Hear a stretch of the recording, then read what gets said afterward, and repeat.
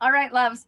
We are going to get started. And of course, as people trickle in, that's totally fine. Similarly, if anyone gets booted, like your internet goes wonky for a second, it doesn't disturb us any. So just like come back in, use that link. We'll let you back in. Um, I will be here for part of the time. My co-pilot Alexis is on the call as well, and we're both part of the Montana Public Health Training Center, and we'll be managing the chat box and the tech side of things. So if you have any issues or questions, we'll be checking those continuously. And with that, I would like to turn it over to our wonderful set of trainers today to lead us on public health emergencies. So take it away.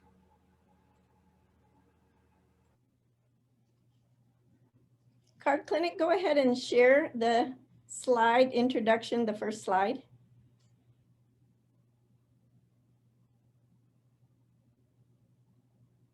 All right. Hello, everyone. This is Dr. Jean Pfau coming to you from Bozeman, Montana. I am very much excited to present to you our webinar entitled Public Health Emergencies Lessons from Libby.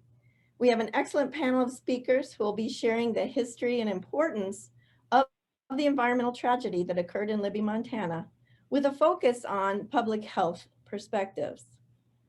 We will have 3 short breaks, about 5 to 7 minutes, approximately hourly, as people finish up their sections. So we will be announcing those breaks as people finish up different sections. The chat function will be turned on so you can submit questions at any time, and the program managers will be monitoring the chats, and we can go through those then at the end. We will have about 20 minutes for questions at the end, and we will also then allow you to unmute at that time so that you can go ahead and ask questions, even if you haven't submitted them by chat. We will also ask you to complete a very brief evaluation at the end. Our speakers begin with me, Jean Pfau, currently professor of physiology at Montana State University. I've been working with the Center for Asbestos-Related Diseases in Libby, Montana for about 20 years, pretty much since its inception, as both a researcher and a consultant. At MSU, I teach medical physiology as well as medical microbiology, and I serve as a consultant on research projects around the country and even the world. I'll be talking about my research interests as part of our webinar today.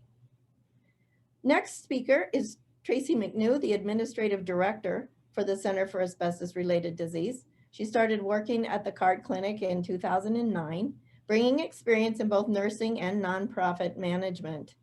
Ms. McNew has a master's degree in public administration, and she manages all of the day-to-day activities at the Card, from clinical to research to education and outreach. Our third speaker is Dr. Lee Morissette. She joined the medical team at Card Clinic in 2019, and we're very excited to have her. She also has a master's degree in public health and brings tremendous experience in both primary care and public health. Our fourth speaker is Dr. Virginia Cosieda, the director of the Lincoln County Asbestos Resource Program. In this role, she's overseeing the transition of management of the public health emergency in Libby as it moves from the CDC to local control.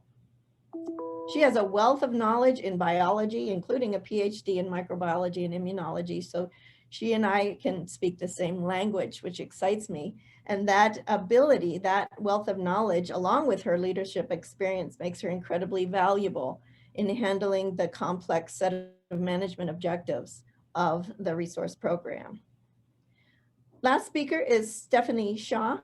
She's a case manager at the Card Clinic. She coordinates many aspects of care at the clinic, ranging from smoking cessation counseling to depression screening, but also managing the tremendous complexities of the insurance and reimbursement programs. This entire team is very excited to have the opportunity to share with you our experience and our passion about the struggles and successes of a community that we've all come to love. I will begin by talking about asbestos in general and what Libby's experience has taught us. Go ahead to the next slide. Our learning objectives are to give you a basic understanding of what asbestos is, the different types of asbestos, and how it causes disease. We'd like you to be familiar with the history of the asbestos environmental public health emergency in Libby, Montana.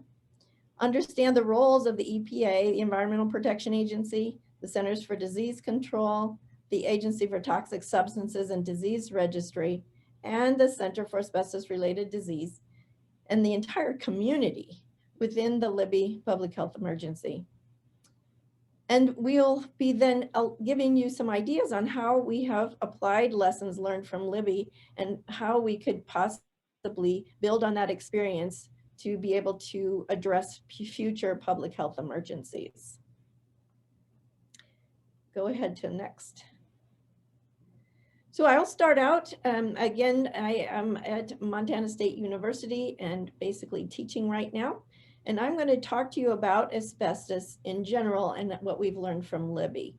Go ahead.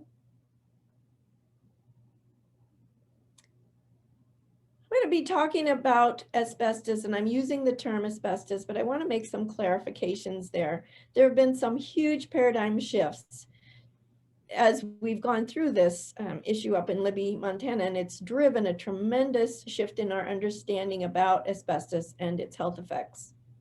One of the things that I run into a lot in my classes is the belief that asbestos products are banned in the US, and so asbestos should not be a problem. How many papers and grants have I submitted where the reviewers wrote back, well, this is not of interest because asbestos is no longer a problem. And so one of the reasons that we really are excited about giving this talk is to expand to you this knowledge, and you can then disseminate it even further.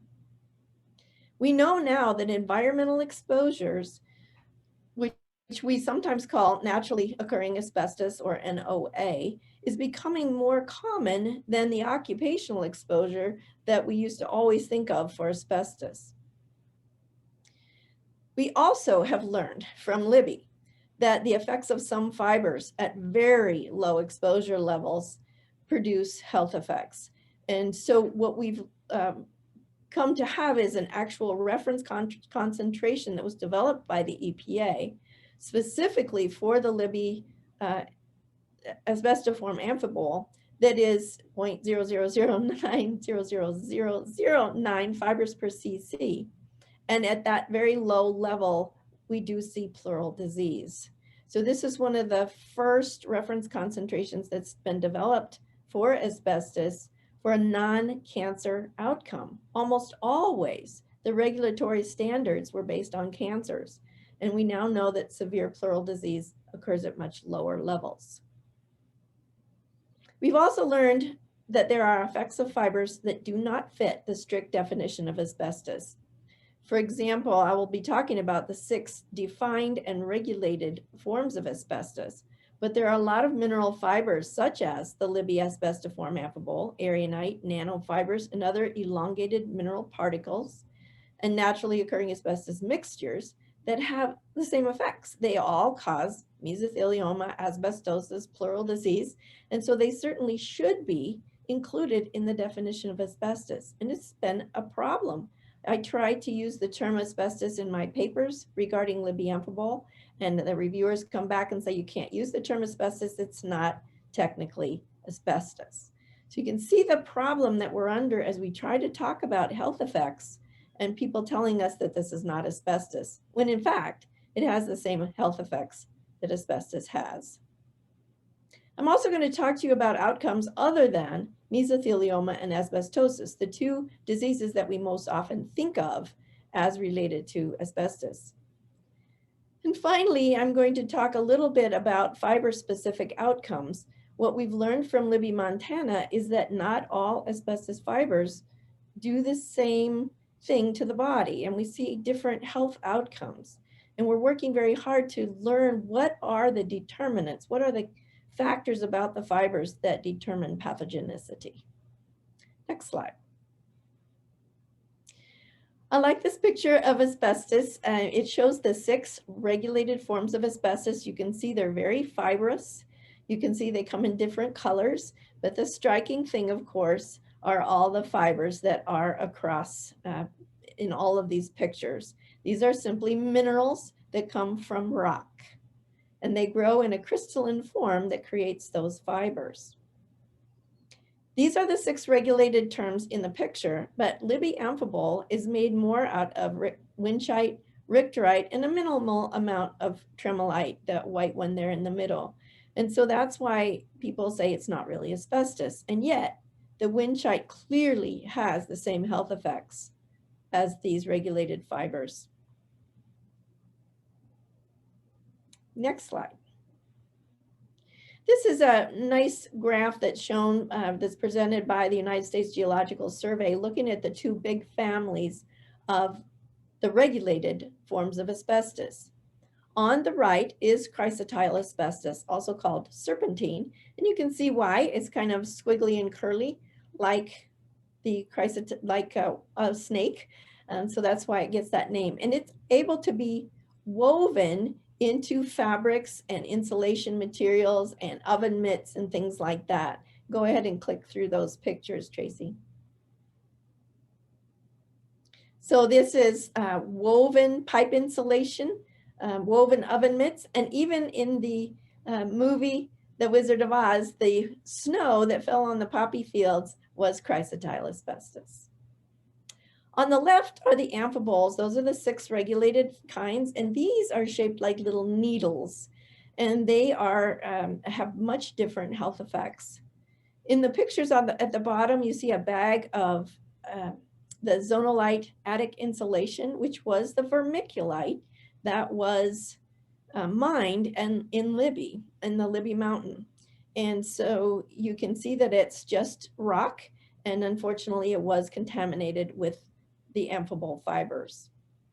The other picture is showing a motorcyclist on trails in California. I don't know if you know this, but the state of California's state rock is chrysotile. So in all of these trails, as they are throwing up dust, there are fibers in the dust. And then the World Trade Centers were insulated with a blown in form of the Libby vermiculite, which was called monocoat. And so when the Trade Center towers came down, there were tremendous exposures from all kinds of fibers, but the asbestos fibers were included. Next slide. This is a picture from my lab on the right showing macrophage cells. So these are the phagocytic cells of your immune system that have been treated with the Libby amphibole fibers. The scanning electron micrograph picture on the left shows how fibrous they are and how they're shaped like little needles. And then you can see on the bottom picture the cartoon of a macrophage showing the diameter is about 20 microns. So for the most part, the fibers that are longer than 10 to 20 microns cannot be phagocytosed by these cells. But some of the cells, if you look closely, are completely engorged with very, very tiny fibers. They've been able to take those up in their attempt to destroy them. Because they're minerals, the body cannot destroy them. And so what happens is that the cells gradually die because they're unable to digest these minerals. That leads to a tremendous inflammatory response as the cells try to clear the material. If you look at the bottom picture, which is on the higher magnification, these are still macrophages that are attempting to engulf these fibers. And you see a few, about 4 little cells lined up. Those are immune cells, lymphocytes, that are coming to the scene in response to the inflammatory signals sent out by these macrophages. So I just showed this to give you an idea of the size of these fibers and what they look like and how that initial inflammation is triggered. Go ahead. So we now know that we have these fibers. We know that we inhale them into our lungs, and that leads to this cell damage and inflammation. And then the disease outcomes I've listed here are the primary ones, although there are quite a few other cancers, including some gastric cancer and some ovarian cancer, et cetera, that may also be included in this list. But mesothelioma is at the top because it is almost entirely associated with exposure to mineral fibers. Pulmonary carcinoma is quite common in asbestos exposure, especially among smokers. The synergy between smoking and exposure to asbestos it dramatically increases risk. Asbestosis is fibrosis of the lung itself, and I'll go through that in a moment. Pleural fibrosis is scarring of the lining of the lung. And then I'm adding to this list autoimmune disease, which is my research interest. I was studying the link between silica, crystalline silica exposure and autoimmune disease when I got involved with working with the CARD clinic. Some of the difficulties with all of these diseases is that they're very long latency diseases, and therefore it is very difficult to make the link between the exposure and the disease. If you think back to the problem with cigarette smoking, it was very difficult to make that link because the pulmonary carcinomas that developed occurred much after the person started smoking. The other thing that's interesting about these diseases is that they are variable in presentation. Not everybody who's exposed will get sick. And therefore, there's this huge variation in public perception of risk. And you can just need to think about the COVID-19 pandemic to realize how public perception varies based on the fact that the disease doesn't always present the same in each person. Go ahead. I'm just going to go through these real common diseases very quickly. Mesothelioma is always associated with fiber exposure. Some people say it's not always associated with asbestos exposure, but that's because they're talking about the 6 regulated asbestos forms. So we now know that other mineral fibers, such as libyanthobol and erionite, also cause mesothelioma. If you look at the picture, you can see you have the lungs in the chest, and the pleural membranes are the membranes around the lungs, around the abdominal cavity, and around the pericardial, around the heart. These are all serous membranes, and all of them can be attacked by this disease. Most commonly, it's in the pleura of the lungs. It can be in the peritoneum, and it can also be around the heart. Survival rates are extremely low due to the aggressive nature of this cancer, especially if it's not treated. And usually the treatment is an aggressive surgery to remove as much tumor as possible. Go ahead.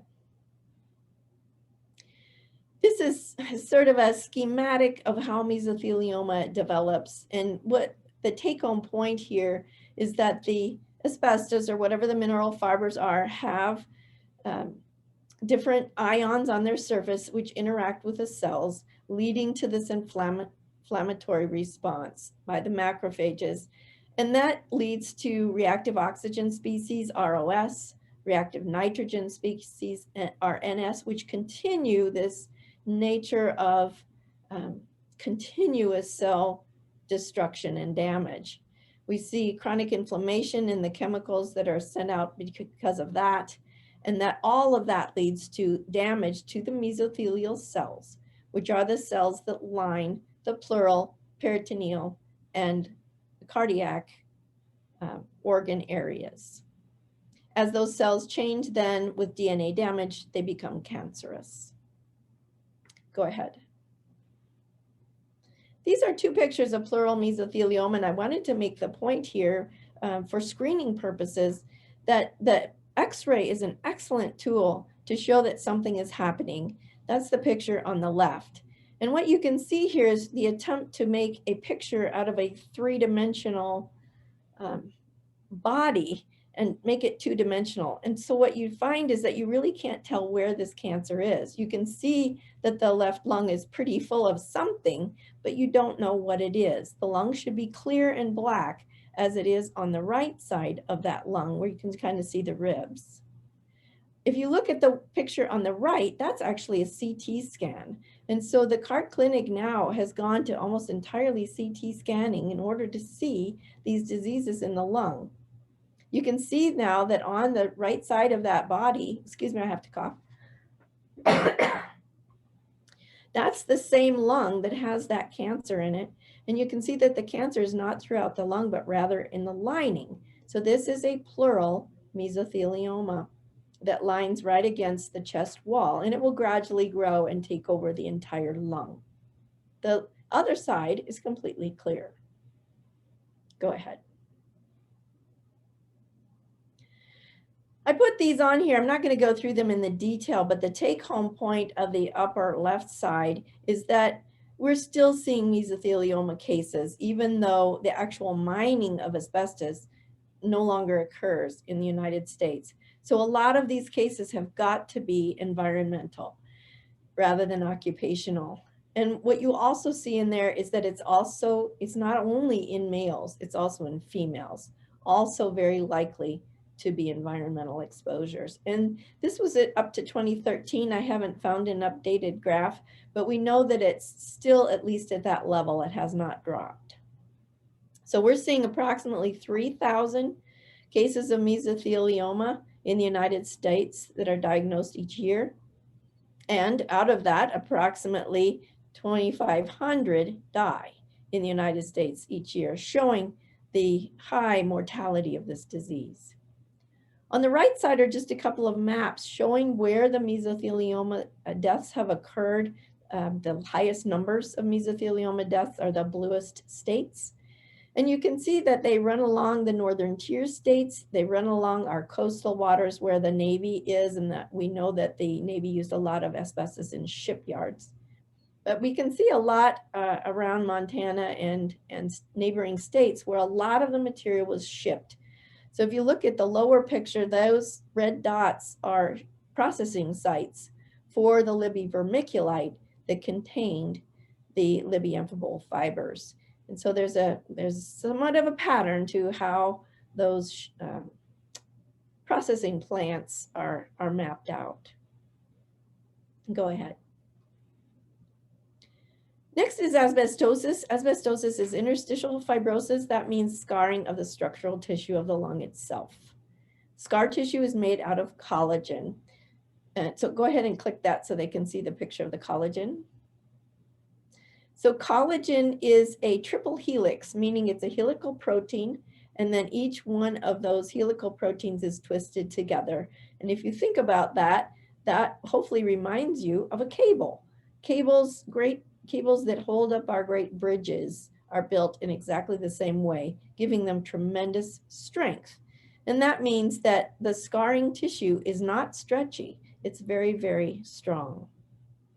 Asbestosis is progressive. Because the lung can't get rid of the fibers, the body continuously builds scar tissue, trying to repair and repair and repair the damage. Survival rates are not terrible, 60 to 70% of people with it. There's a picture of the cables built the same way as collagen. But despite those survival rates, those people that are surviving have significant disability.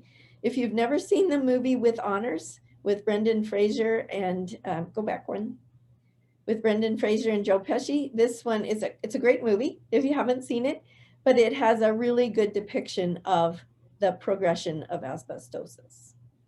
Go ahead. These are, again, similar pictures of asbestosis. You can see on the left side, this is the x-ray, though scar tissue is white. So pretty much both lungs have scar tissue in them from asbestosis. But you really can't tell where that is in this two-dimensional depiction. So you look at the right side and there's the CT scan, and rather than being nice and black and clear, you can see where all the scar tissue now is making the lungs so that they are no longer stretchy, but rather they're going to be stiffened, and it makes it extremely difficult for the patient to breathe. If you look right along the lateral sides, the outer sides of the chest wall, you'll see a few white areas. Those are actually areas that have calcified, where the body starts to lay down calcium in addition to the fibrous material. So these people really struggle to breathe. Next slide. Pleural plaques. Pleural plaques often have very limited health impact, and historically, they've been considered a marker of exposure, but not really a disease. But that was almost entirely when we were talking about chrysotile and the occupational exposures. Now that we're looking at Libby amphibole, we have learned that pleural plaques can become extremely deadly as they grow and develop. So I'll talk more about pleural fibrosis in a moment, but pleural plaques show up on an x-ray as some of these just sort of polka dot lesions, as you have spots all along the chest wall that have started to scar. And you can really see that in the CT scan, where you see the arrows pointing at these bits of scar tissue that begin to develop. Most of the lung is fine. And so for a while, the patient does great as long as it doesn't spread. And I'll talk more about that later. Go ahead. This is Libby's pleural fibrosis, and this is the CT scan. The challenge here is to detect it, and this is why it was missed for so long, is that it spreads as a very thin, we call it a lamellar layer of scar tissue, collagen, around just the inside of the chest cavity.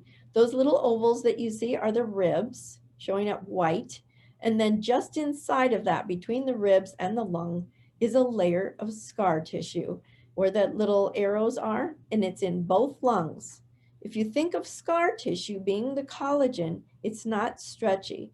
So imagine if this covers the entire surface of the lung, imagine trying to take a deep breath.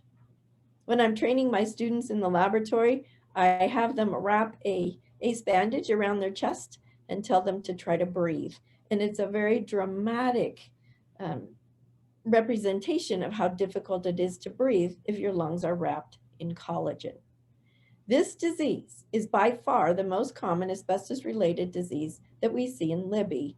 And this is the disease on which the new EPA's reference concentration was developed for Libby amphibole.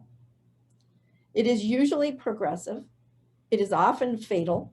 It is often very painful, and essentially the patients suffocate. Outside of Libby, this is often misdiagnosed as COPD or as obesity. They just say, oh, it's pleural fat. Well, what we've learned is that it certainly is not. And in Libby, especially at the Card Clinic, they've become experts at detecting this disease. And if you'll take a look at the next slide, this is a study that was done recently, published in 2017, of a patient at the Card Clinic. And if you look at the CT scan on the left, you see that it's a very, very thin layer. But this patient had a cancer in the lungs, so they went in to go after the cancer. And when they opened the chest, they saw the upper right picture. In the upper right picture, the pink part toward the left of the picture is the lung. And on the right side of that picture is the chest wall. It is completely covered in that white tissue. That is scar tissue that should not be there. And they took out a piece of that and determined it's not fat, it is scar tissue. So this is what the Libby's pleural fibrosis looks like on the inside of the chest wall. And they went on to look at the lungs and find that the fibers were there in the lung. You can see that on the lower picture. Those long needles are the Libby amphibole fibers. So this patient's cancer and pleural scarring was undoubtedly due to Libby amphibole. Next slide. Go ahead. There you go. This was another study that was done to look at the potential for childhood exposures to lead to this lamellar pleural thickening, LPT. This study was done in conjunction with the Card Clinic along with the Mount Sinai School of Medicine. We looked at subjects exposed during childhood and then who left Libby around 20 years old. And we ended up with about 198 people who had grown up in Libby and then left. So what we were wanting to find out was, do those childhood exposures eventually lead to this disease? We then allowed time for disease latency and looked at these patients later in life and evaluated their health effects. This was the shocking outcome. 48% of those nearly 200 people had pleural thickening. And that pleural thickening was inversely related with their pulmonary function, meaning that the more thickening they had, the worse their pulmonary function. That's 48% of the people exposed as children. We found this particularly disconcerting, as it means that we'll continue to see people with this disease even years after their childhood exposures. Go ahead. This was another study. This was done at the University of Cincinnati in Ohio, where they looked at childhood exposures to Libby amphibole and their respiratory health in young adults. So instead of waiting for the latency to develop into overt disease, they just waited to see how they were doing in their 20s. They had 312 subjects exposed during childhood and evaluated them at an average age of 25, so still quite young. What they learned was that cumulative years of environmental LA exposure, usually these kids were exposed in their homes, on the playgrounds, etc., things that Ms. McNew is going to talk about to you in a moment. And that cumulative exposure was associated with chronic respiratory symptoms. Chronic pleuritic chest pain, severe and chronic chest pain, was found in 23% of these young people. So it was identified as an early marker of Libby amphibole exposure. So those are two studies of childhood exposures that lead us to be very concerned about what is happening in Libby. Next slide. This pie chart is just a representation. It's not really data. There are not actually numbers associated with this. But if you look at this pie chart and see the different sizes, these are all maybe a representative sample of all the people who are sick in Libby, and then the various diseases that make up the proportions of people who are ill. I show this to my classes and I ask them, which one of these pie chart pieces do you think is mesothelioma? And they quite often will say the big one, the big dark one. And they'll think that asbestosis is the second big one. But if we take away that bar, go ahead and click again, Tracy. You can see that the biggest, darkest part of this pie is the pleural disease. The second largest portion is systemic autoimmune disease.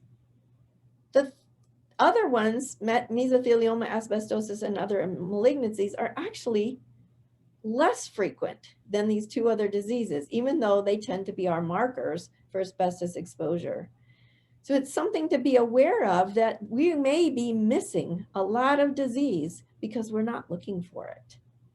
So I want to go ahead and talk to you a little bit about the systemic autoimmune disease problem. Go ahead. Next, there you go. So my area of research interest has been in autoimmune disease since I got my PhD. And there are two big families of autoimmune disease, those that are specific for a given tissue or organ, like multiple sclerosis, type 1 diabetes. These diseases attack a single tissue. Later on, I'm going to talk to you about the fact that we believe that the Libby pleural disease is an organ-specific autoimmune disease, but I'll come back to that later. When I started working on asbestos, I was at the University of Montana, and I was working on crystalline silica, and the state medical officer came down to the university and asked whether there was anybody who would be interested in looking at systemic autoimmune diseases up in Libby and in Lincoln County, because there seemed to be more autoimmune disease up there than would be expected, such as systemic lupus erythematosus, scleroderma, rheumatoid arthritis. And of course, I was very excited to say, yes, yes, yes, I would love to begin this work. And that was back in 2000, 2001. Anti-nuclear autoantibodies, which I'm going to call ANA, are used as the screening and diagnostic tool for non-organ specific or systemic autoimmune diseases. And this is where our research started, was simply screening people for the ANA antibodies, asking the question, is there more autoimmune disease in Libby than there would be expected? Next slide. out of all the years that we worked on this project, this is really the culmination of that. This was a large case series of rheumatological manifestations attributed to exposure to Libby amphibole. So rheumatological means autoimmune. Our expert, Roger Deagle, was the rheumatologist on this. He is in Kalispell, and he has seen many of our patients from Libby. What we found is in the data on the next slide that shows on the far left are the different autoimmune diseases. The next column is the prevalence in Libby as a percentage in the parentheses. And then the expected prevalence per data that we've gotten from a variety of resources, which are listed on the right.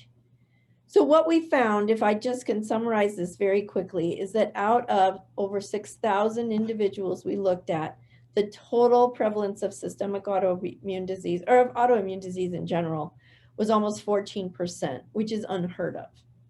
The biggest contributors to that were systemic lupus at 1%, which is significantly higher, 12.5 times higher than expected prevalence. Rheumatoid arthritis, which was 6 times higher in Libby than expected. Systemic sclerosis was 7 times higher than expected, and sarcoidosis was 14 times higher than expected. So those are our systemic autoimmune diseases.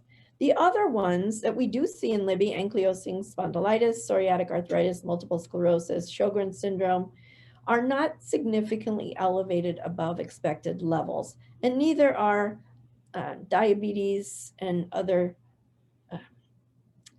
tissue-specific types of autoimmune disease. So it really looks like Libby amphibole drives the risk for these systemic autoimmune diseases. Go ahead. Disease latency is a real important aspect to our understanding the disease in Libby and also to our ability to deal with the problems in Libby. And what it means is that the time from exposure to actual development of disease is very, very long in Libby. And so it's in Libby and with these diseases anytime a person is developing an autoimmune disease, we don't know what the trigger was. So it's very difficult to determine cause and effect. We also know that the cell responses and the tissue responses to asbestos take years to develop. The body tries to resolve initial cell damage and inflammation, but it fails to resolve because the fibers are biopersistent. They remain in the body, and that just leads to more damage. Mutations from inflammatory damage accumulate over time, and cancer more likely develops with the more mutations that accumulate. And the scarring also develops slowly over time. So disease latency is a critical factor to consider in dealing with these kinds of diseases. Next slide. This simply shows a very simplified schematic of what happens in the body after asbestos exposure. We talked about the oxidative stress with reactive oxygen species. Apoptosis is the death of the cells.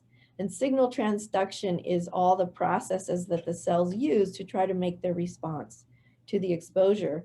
We know that we get inflammation, we get cellular transitions toward growth and repair, trying to repair the damage. That leads to deposition of collagen, and we also know it leads to DNA damage, inflammatory chemicals, and autoantibodies. The diseases there are listed. And so it's obviously very, very complex. And add in that issue of latency, and we have a serious problem. Next slide. That just shows that it kind of cycles back continuously. And so this means that the disease latency for asbestos lung disease varies, but it's estimated to be around 15 years. But it's so variable, it can range from 10 to 40 years in terms of latency. Latency for systemic autoimmune disease is basically unknown. And for both lung and autoimmune diseases, the incidence of disease is correlated with latency, meaning that the more time goes by, the more risk of disease there is. But we don't know how long we need to wait. This makes it very difficult to catch the disease early, link the disease with exposure, or know when to screen and what to screen for. And it also makes it very hard to evaluate risk for low exposure levels. Next slide. So my overall summary is that public health workers should be aware of all of the health effects of exposure, that they also should be aware that all mineral fibers may present similar health effects as regulated asbestos. So even if it doesn't say it's asbestos, it may have these effects if it's a mineral fiber. If you send out a material for testing and ask for them to test for asbestos, it may come back negative for asbestos only because they only looked for the regulated fibers and they didn't detect fibers that were very, very small. They're only required to count fibers that are 10 microns or longer. Well, as we talked about before, there are many, many tiny fibers that the macrophages take up that would not be counted because they're much smaller than 5 microns. Public health workers also should be aware that there are different effects of different fiber types. The fact that we did not see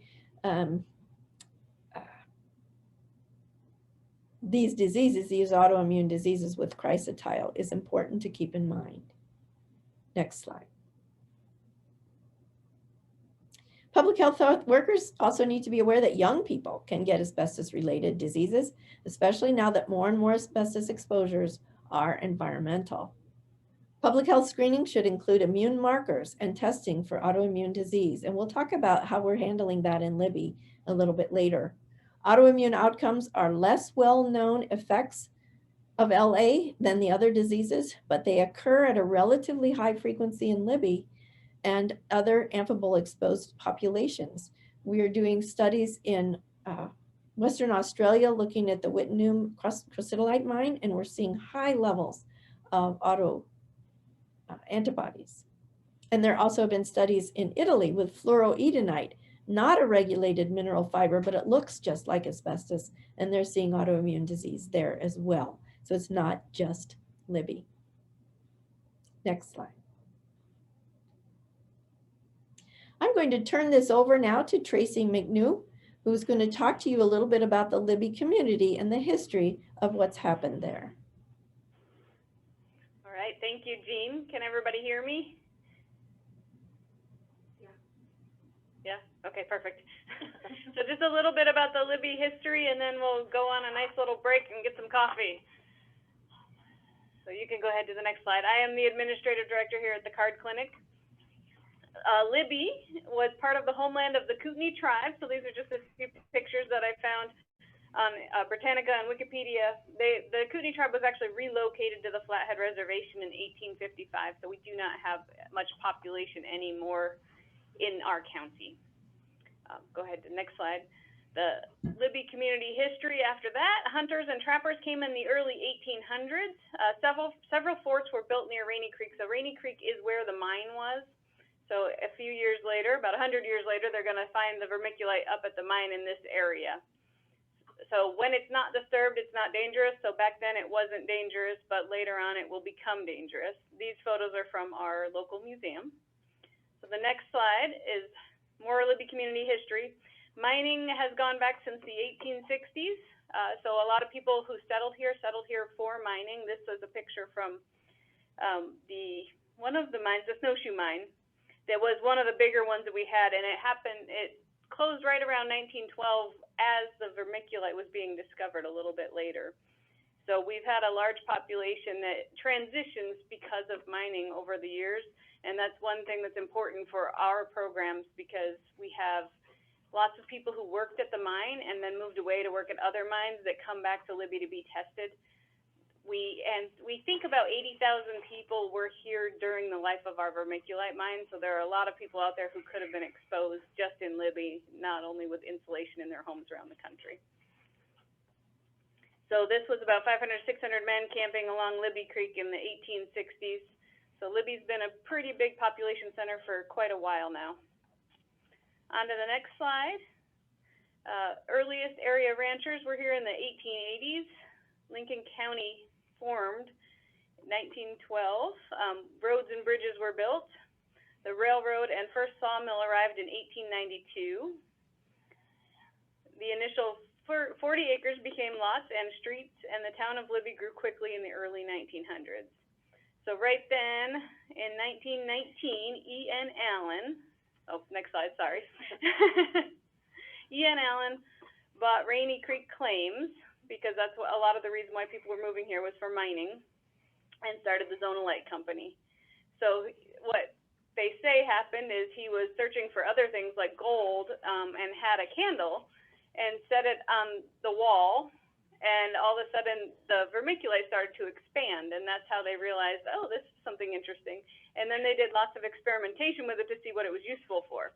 What it ended up being useful for was insulation, because it was fire resistant after it was popped or expanded, and it was good for lightening garden soil, so it held water better.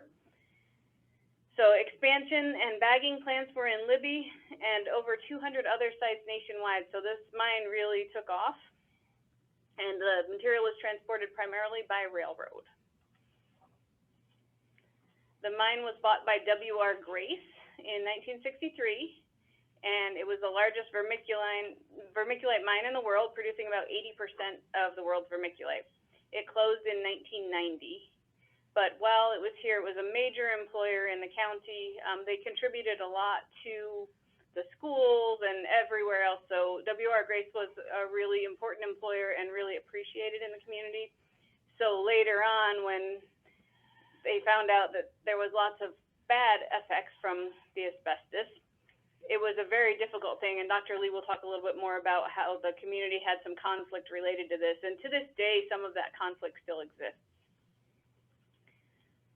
So there was few environmental controls and little to no personal protective equipment used. Presence of asbestos was known in the vermiculite since the 1960s, but it wasn't made public. Dr. Lee will talk a little bit more about that too, and Dr. Fowl also mentioned that the asbestos isn't asbestos. It's not regulated asbestos, which means that it was not regulated at that time either. So that is some of the reason why W.R. Grace did not have as much problem without using the PPE and that sort of thing. So what it is tremolite, winchite, and richterite. Tremolite is the only one that's regulated asbestos, and it's a very small percentage of what we see in our Libby amphibole. So the next slide, this is just a picture of the vermiculite on the left. The little picture on the top is a little piece of vermiculite, and then to the right of it is the expanded version of it. The big picture is a picture from overhead of the mine. We think it's in the 1980s. And then the picture all the way to the left is all the different places where the vermiculite was shipped around the country. And that's just a general overview, so we get a break now. Let's take just about a 5-minute break. If you could be back, what time is it? A little bit before 10. We'll go on to our next section. Thank you.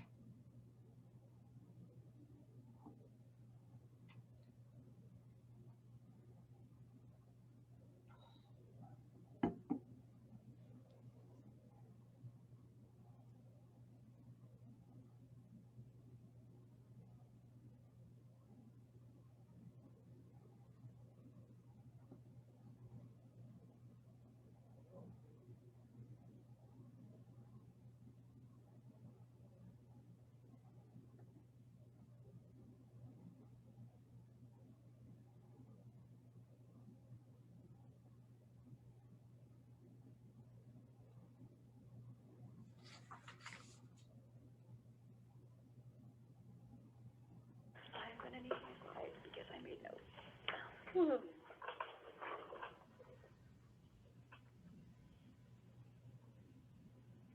we need to share the slides again? It looks like we already are still sharing, so we'll just leave it that way. You can Try to go click. one, yeah, that's what I was gonna say, sorry. Oh, that's the wrong way. All right, let's start up again with our next section. I'd like to introduce Dr. Lee Morissette, who is of the medical team of the CARD Clinic. We're unmute. What picture? Wait, okay, I'm just not seeing the picture of me. Okay. Okay. Okay. Slide. I'm going to talk a little bit about the exposure in Libby. It's already been mentioned to a certain extent, but I'm going to talk about that, and I'm also going to talk about how people were exposed and kind of the statistics that CARD has collected that go along with that exposure. So as far as the routes of exposure, there's two main types, occupational and non-occupational. And some of this has already been covered, but the occupational exposures, obviously, the biggest one is the mine itself, the people who work there over basically the 70-year history of the mine.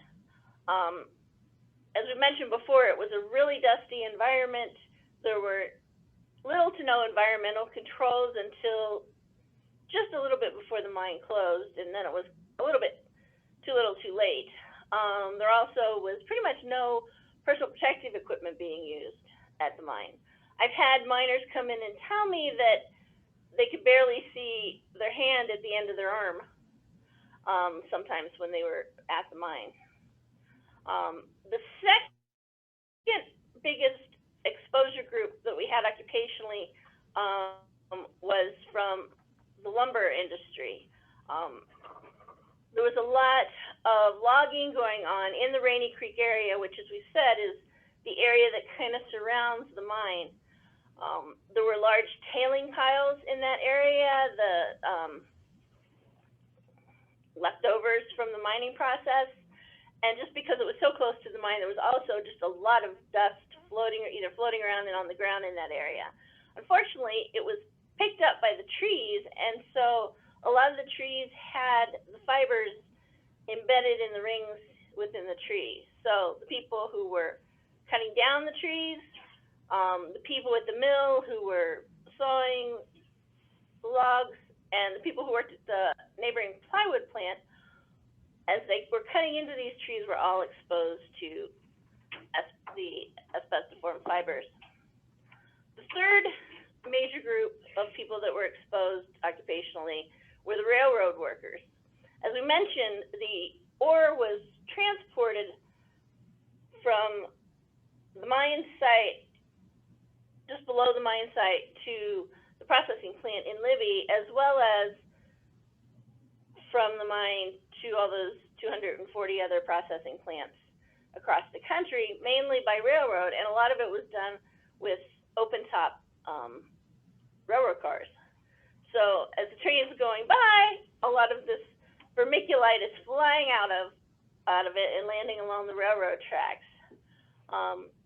We found a lot of disease in people who worked with the trains that went back and forth repeatedly in the Libby area, the engineers and people like that.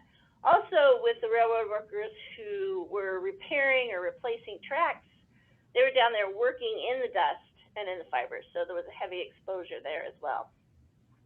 Another group that sometimes we tend to forget, because there was so much vermiculite in the buildings and in the houses in the Libby and Lincoln County area. Anybody who worked construction or maintenance, or even people who worked as cleaners in buildings or for homes, were often exposed to vermiculite dust.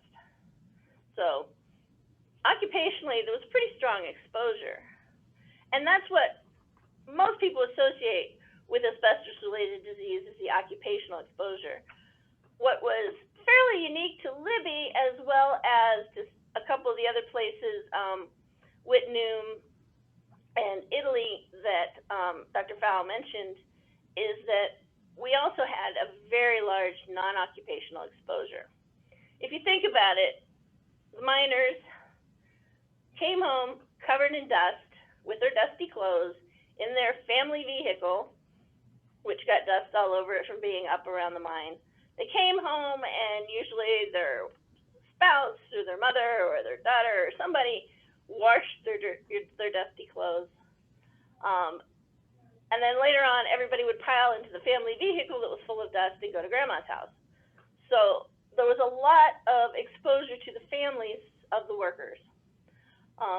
As Tracy mentioned, the mine was very generous about giving vermiculite to the town and to the workers from the mine. A lot of them would go up in their pickup truck, shovel the vermiculite into it, drive it back to their house, and then put it in their attic or in their walls for insulation. They'd dump it into the garden and use it to condition the soil.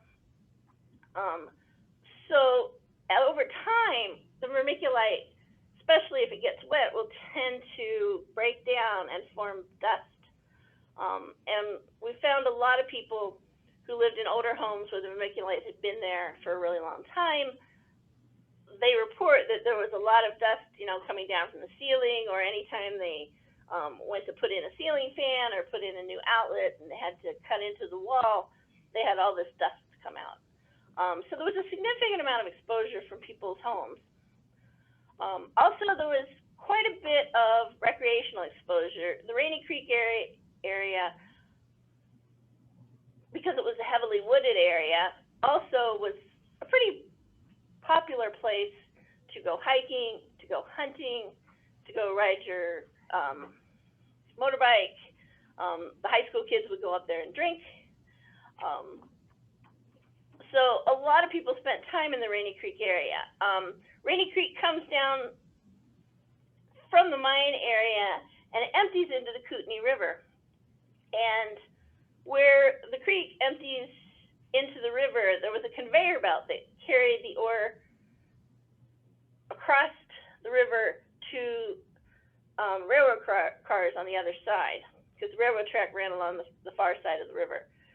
So there was this constant flow of vermiculite going across this conveyor belt.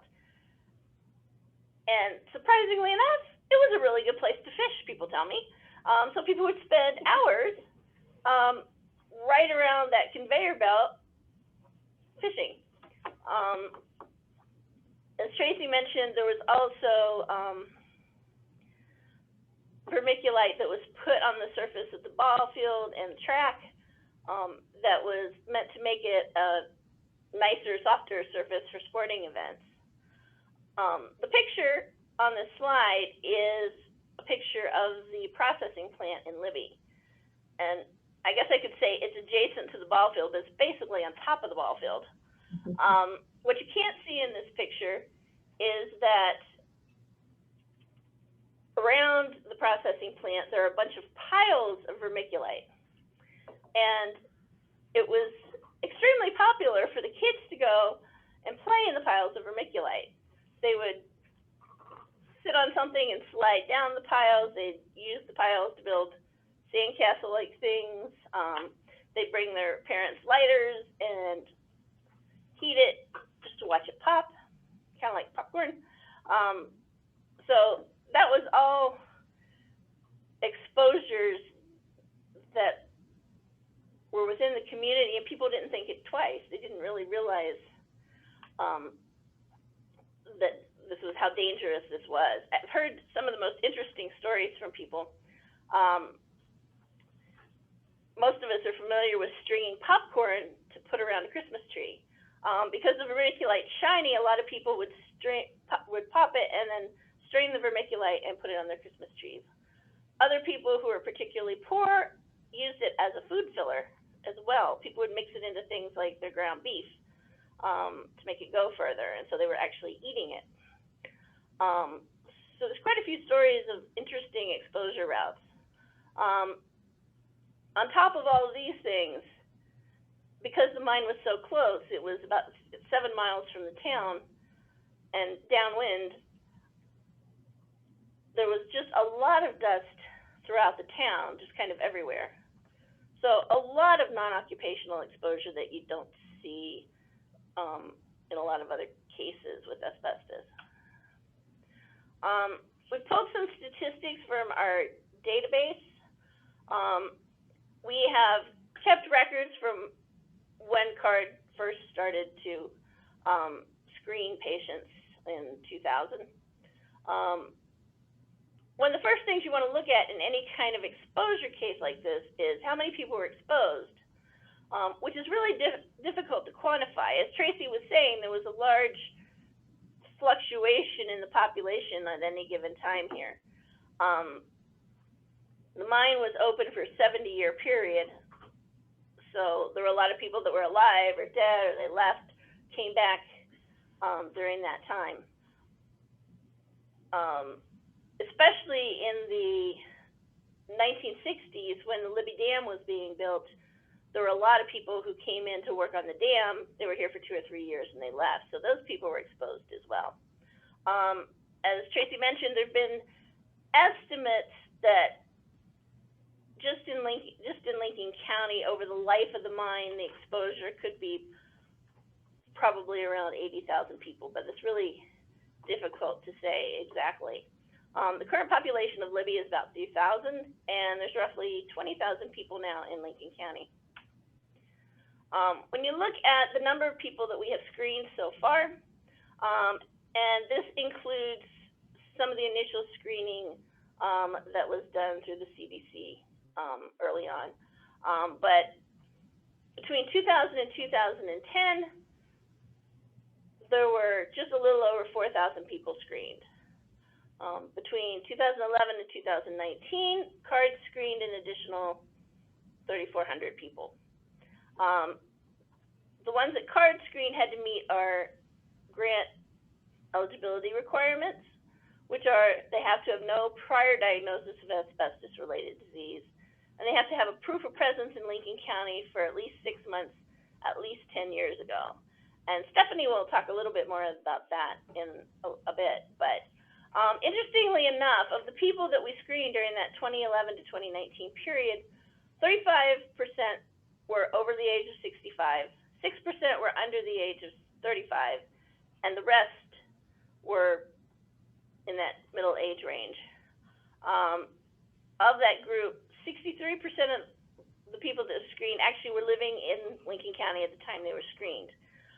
We have a fairly robust long-distance screening program because a lot of people have moved away from Lincoln County over time. So we are able to screen people from other places, and we'll explain a little bit more about that later, but we can screen them from a distance and still use them for our statistics. So looking at how many people we've diagnosed, from the 2000 to 2010 data, there are about 1,883 diagnoses of asbestos-related disease, which comes out to about 47%. Out of the 3,400 screenings that were done between 2011 and 2019, 1,439 were diagnosed, which is a rate of about 42%. So out of those two periods, those numbers are pretty consistent. During the latter period, we had another 143 people who were identified as having potentially asbestos-related cancers. That's a program that we call EHH, which Stephanie will be talking about, so I'm not going to go over that anymore right now. But that means they had a cancer that was possibly related to asbestos, but they didn't have any lung disease at screening. To go along with what Dr. Fowl was talking about with the fact that the Libby amphibole asbestos is primarily a pleural disease, when you look at the people over the 2015 to 2019 that were diagnosed, 828 had pleural changes only. Only 6 out of that group had just asbestosis or interstitial changes in the lung itself. There were 69 that actually had both. So you can see that just from our screening statistics that the pleural disease is the predominant thing that we see.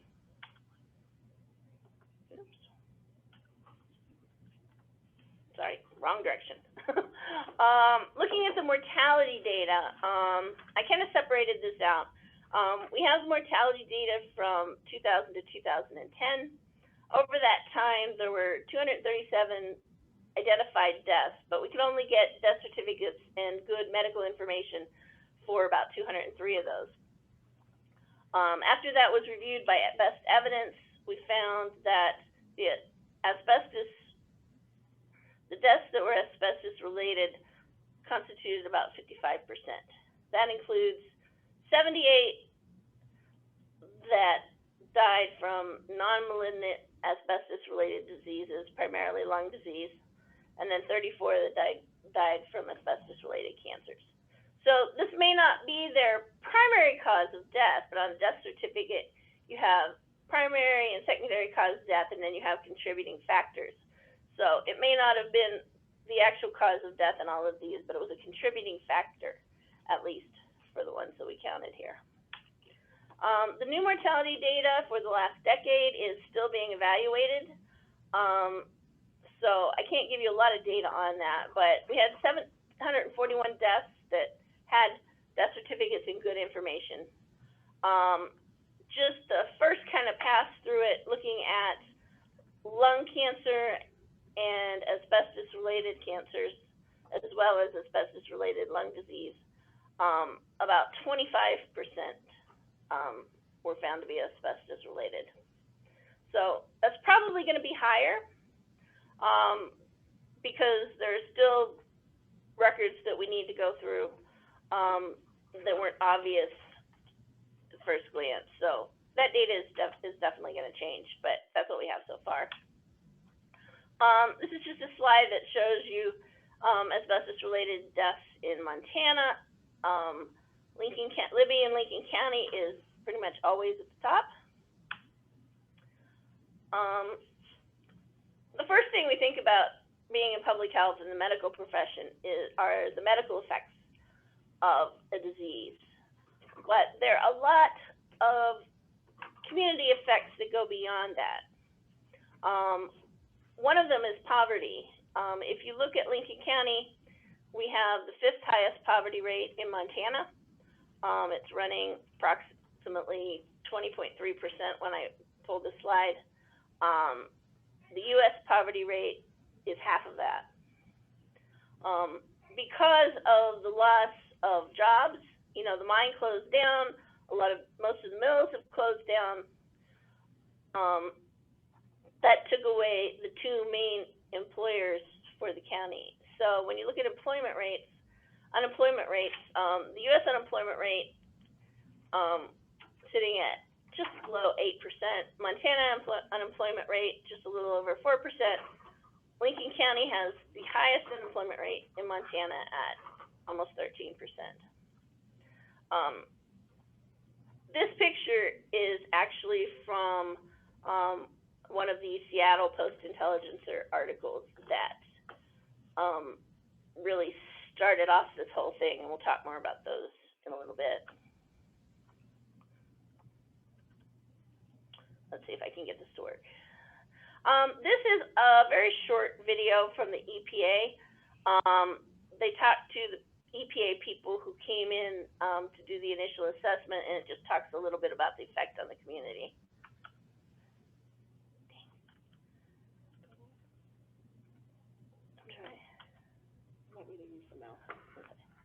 Sorry, technical difficulties. Thanks. And just click it one more time.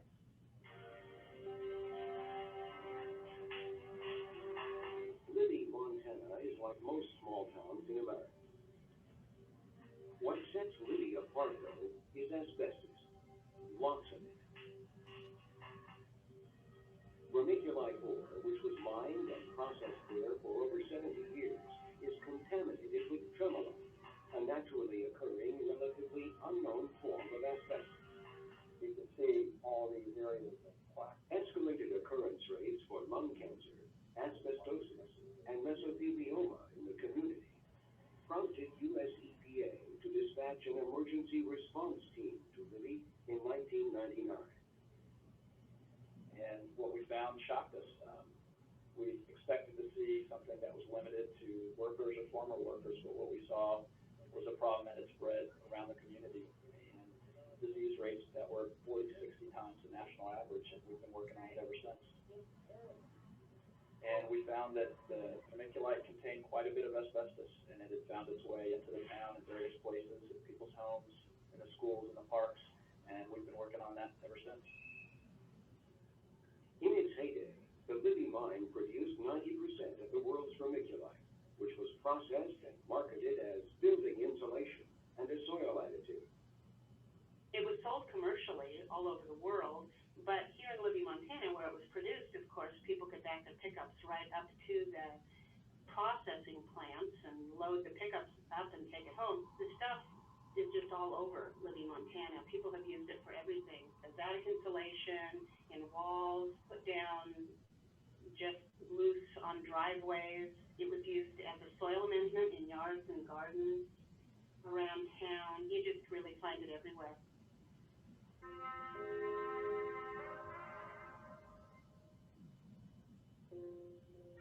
And literally hundreds of people have died, and thousands of people are affected by this asbestos to some degree.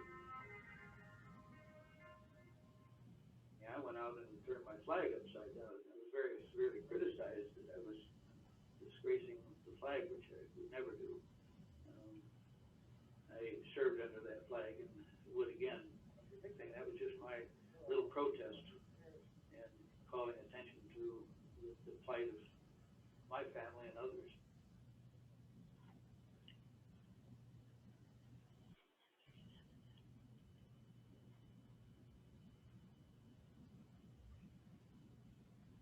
Okay. So now I'm going to talk a little bit about what the response to this was. And what happened, obviously people began to wonder, why do so many people here have lung disease? Why do so many people in one family have lung disease? And it started to concern people, but they weren't really getting any help. So it eventually caught the eye of a reporter for the Seattle Post-Intelligencer, who wrote a series of 3 articles in 1999. That picture I just had up was one of those pictures from that article. And that article caught the attention of the EPA, who came in to do a survey after the articles came out. And the video I just showed you had a couple of those people from that survey talking in it. Because they found high levels of asbestos in the sampling, not just around the mine, but in the town, which they really didn't expect. That in turn brought in the Center for Disease Control, and more specifically, one of its subunits, which is the Agency for Toxic Substances and Disease Registry. They came in to Libby and started screening people in 2000 to try to determine the prevalence of asbestos-related disease.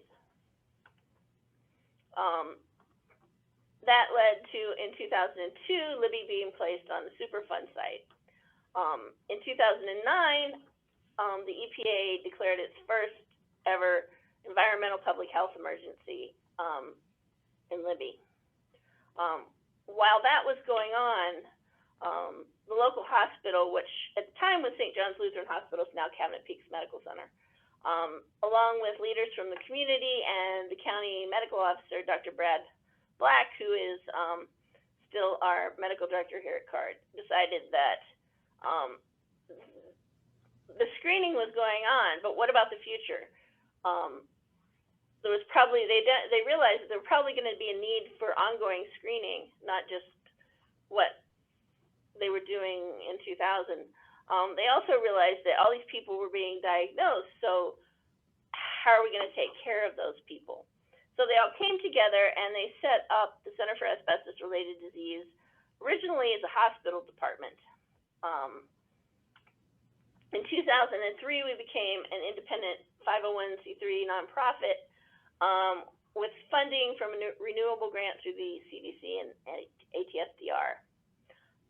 What CARD does is provide free asbestos-related disease screenings to all who meet the criteria that I mentioned earlier. Under a separate grant, we also provide lung cancer screening to all who meet criteria. Obviously, when you think about lung cancer screening, you think about smokers, but studies have shown that people who are exposed to asbestos are about have about 5 times higher rate of developing lung cancer when they're smokers and they've been exposed to asbestos. It's up to 28 times more likely to have a lung cancer. So that became an important part of this whole piece of the puzzle. We also follow up the diagnosed patients. We see them regularly. Obviously, at the moment, there's no specific treatment for the lung components of asbestos-related disease, but we're able to identify things early, treat the symptoms, and improve their quality of life. One of the other things that we do a lot of, which will be touched on a bit later as well, is we do a lot of outreach, education, and research on asbestos-related disease. And that all the outreach and education falls under our screening grant. The research is separate from that. All right, well, I am going to turn everything over to Virginia Casita, and she's going to talk about what happened here with the remediation and the cleanup process.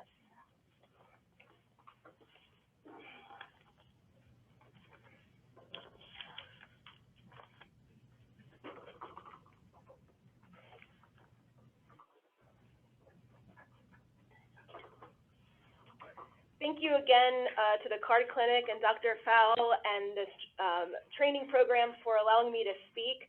I'm super excited to be part of this presentation, and so far, I just love hearing the history of this site and understanding the complexity of it as well. So I'm just really excited to add on to this presentation, so thanks, ladies, once again. So my name is Virginia, and I'm the director of the Lincoln County Asbestos Resource Program. And today I'm going to quickly go over how remediation was done at the Libby Superfund site, and then also talk about my program, the Asbestos Resource Program, ARP, and what we do to maintain what's been done here on the site. Just for a frame of reference, I have a map here as my first slide, and it's showing where Lincoln County is, which is the most northwest corner of the state. And in green here is the boundary of the Libby Asbestos Superfund site. So right here is Libby, and then 18 miles west is Troy. So when I first started this project, I wondered why the site was so big, and I'm not going to go into super details here because it's pretty much been covered in the presentations before me in terms of routes of exposure, occupationally and non-occupationally. Here I kind of put a schematic of how vermiculite was mined and processed to go into a little bit more detail. But basically, on the left-hand side on the top here, the mineral vermiculite was mined and separated from dirt and rock at the vermiculite mine site. And then it was separated out in terms of how big the flakes were, and then stored and sent to processing sites where the flakes were put into burners that reached up to 1,500 degrees Fahrenheit, or 810 degrees Celsius, which allowed the trapped water within the flakes to flash steam and cause the flakes to expand like worm-like particles. And Dr. Moore said, the visual I have in my head is like popcorn. So, and you've seen some pictures of it, and I have another picture showing it as well. So after it's popped, it's again sorted by size, basically in terms of what the client wants, and then is stored and shipped all over.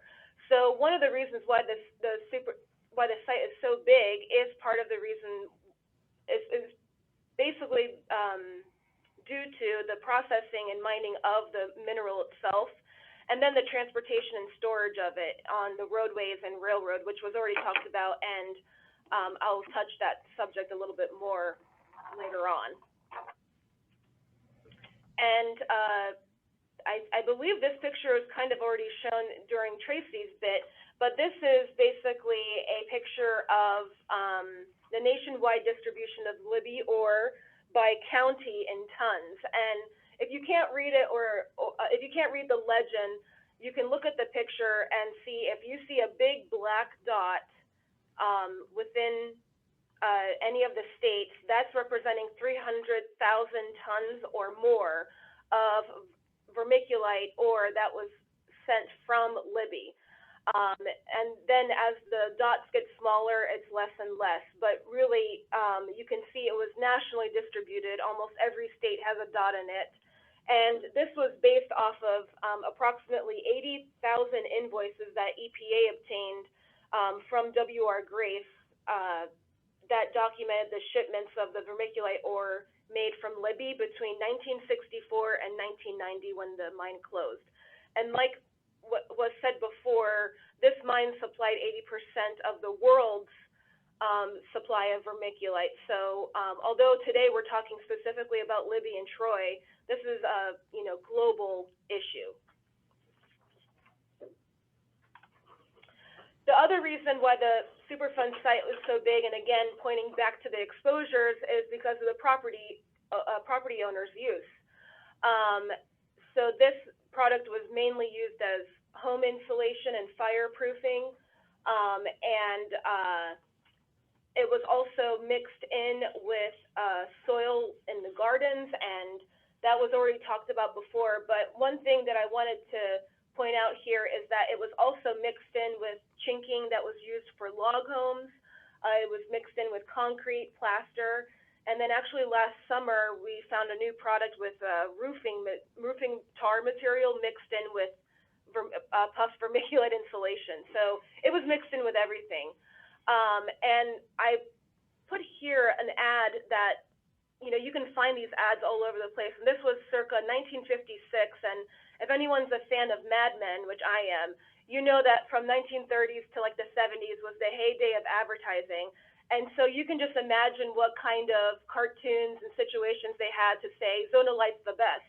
And I liked this one especially because it says here, insulate your insulation with Zonalite. So even though you have insulation, it might have sagged or it's not doing its job, and now you have a lot of losses. It says here, you're losing fuel dollars, you're losing winter comfort, you're losing summer coolness.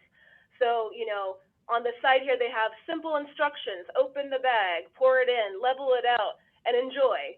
So, there's tons of these advertisements there, but it was a very popular product, and a lot of people claim that it worked well too. So it's important to note that.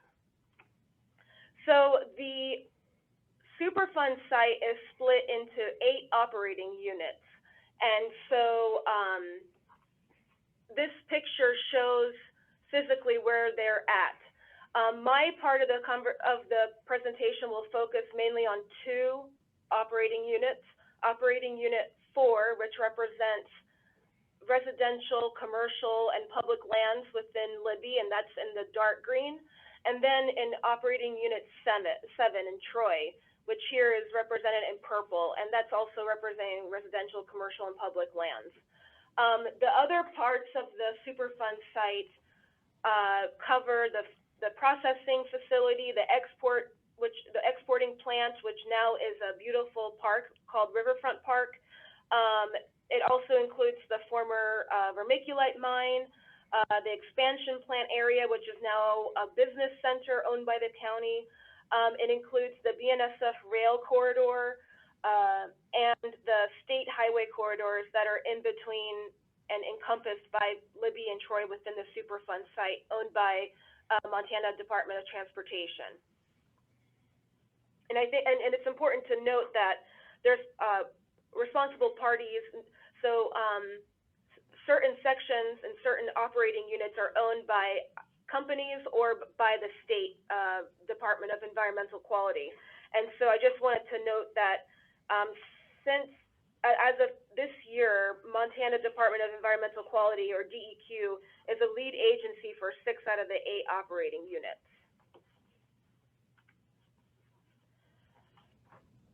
So this next slide shows, in summary, the Superfund process that was established for the EPA, and this was made into a process in 1990 after Congress established the Comprehensive Environmental Response Compensation and Liability Act, or also known as CERCLA.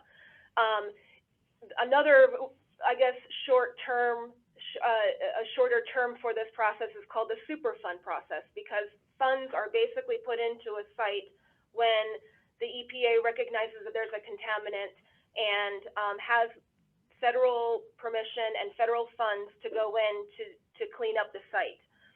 So the Superfund program allows the EPA to cooperate with state and tribal governments, along with forcing responsible parties to perform the cleanup or to pay for the cleanup. So there's several steps of the process, and I'm not going to go into super detail into all of them, but basically it's split up between different phases. So we have the assessment stage here, and this picture is green, where there's discovery of the contaminant, then there's an inspection, and then it's listed, and then the site is listed on the National Priority List, or the NPL site listing. Then there's the characterization of how we're going to actually, like, what's the plan of, what are the different types of ways that we can clean this up? The selection of the remedy is picked in a legal document called the Record of Decision, and this is a really important document that says, out of all the different ways, these are the reasons why these ways may or may not work, and now we're going to choose these ways to move forward to clean up the site. And this is a really important document because it also talks about funding in terms of how much money will go, that EPA will use to clean the site, and also what methods are going to be used. For the cleanup stage, we have the remedial design, which talks about how we're going to do the cleanup in specific terms, and then there's the actual cleanup, or it's called the remedial action. Post-construction is made up of 2 phases. It's the operation and maintenance phase, which confirms that the cleanup is done and makes sure that the cleanup goals are attained, and then eventually the site is deleted from the list. Each of the stages that have boxes underneath has a signification of an operating unit within the Superfund site. And this is just to show you which parts of the operating units are at what stages. So OU3, the vermiculite mine, is still at the stage where they're looking at all the different potential ways of cleaning up the mine area, whereas OU1, which is now Riverfront Park, and OU2, which is property owned by W.R. Grace that used to be private property, but was part of the exporting plant, is now partially delisted. And then later this year, the EPA has plans of delisting OU8, which is the roadways within the Superfund site. So the whole site has to be deleted in order for you to say it's deleted. So that's why they're called partially deleted. Like I said in the beginning, I'm going to be focusing on OU4 and 7, which focuses on Libby and Troy. So like I said earlier, the Record of Decision is a really important legal document that establishes how we're going to move forward in terms of cleanup. And so here summarizes, and these are direct quotes from the Record of Decision for OUs 4 through 7. And it goes as follows. The goal was to minimize the remaining exposures of Libby amphibole asbestos, or LA, contamination present at those properties by a combination of 2 things: excavating contaminated soil, filling it with backfill that was tested by the government to show that there was no LA in it, and physically removing contaminated building materials. So if EPA came to your property and found insulation in your walls, and they had a process of taking out that insulation from the property. So those 2 methods were the main methods of removing the contamination from the site, and then disposal of the 2 types of contaminated media. So the Libby landfill has a special class 4 cell that accepts Libby amphibole contaminated waste, soil and or building materials. And there are special best management practices that we use to make sure that the waste does not, so that nobody is exposed to the waste once it's disposed of at the class 4 cell. And then at the bottom here, I have the remedial action objectives, which I think Dr. Pfau actually touched on this when she was explaining the reference concentration of, it was 9 times 10 to the minus 5 fibers per centimeter, cubic centimeters. So the EPA acceptable ranges was 10 to the minus 10 to the minus 4 to 10 to the minus 6. So, you know, in order to 2 orders of magnitude lower than what was the reference reference concentration in terms of exposure to soil and or contaminated building materials. So those two things directed how the remedial action was going to go further. Also, I think every one of these documents have been referenced in this presentation, except for the site-wide human health risk assessment, which was done by the EPA. And I wanted to list these documents because these scientific papers and reviews and also legal considerations were very helpful in terms of selecting what the remedy was going to be at this property. At this site. The health risk assessment done by the EPA was based on activity-based sampling of different types of activities, logging, four-wheeling, and looking at how much exposure a person would be getting due to a certain activity, and then calculating the hazard in terms of how a person was increasing their risk of cancerous and non-cancerous diseases. And just so you know, all of these are publicly available documents as well. So in this slide, I wanted to quickly go through how the remediation was done on each property. So on the right, I have a very simplistic flow chart that summarizes the process. Starting in the flow chart in the top, in the parallelogram, we have access to enter the property. The property owner had to give access to EPA and their consultants in order for them to come to the property to do the investigation. The property owner was given an interview to understand if there were any uses of the WR Grace product. A property survey was used to look at different uses in the property and to define use areas within the property, and then samples were collected. Soil samples were between 5 to 30 composite samples for soil, and then if, for example, you had a log home and there was chinking, a piece of the chinking would be taken and sent to the lab. There were pictures shown by Dr. Pfau earlier using microscopy, so there was polarized light microscopy and also transmission electron microscopy is still used today to analyze samples and look for Libby amphibole asbestos. So at this decision point, if LA was detected in the samples at 0.2%, dependent on the amount of sample that was given to the lab or more, then removal was the next step, which in terms of soil, that meant digging to a certain depth, sampling for clearance, and then if LA was detected again, they would dig further. In terms of indoor or interior removals, when insulation was taken out of the attics, air samples were collected in the use areas, and if any LA was detected, cleaning would occur again and sealing would occur until there was no LA fibers found in the clearance samples. After each sampling event,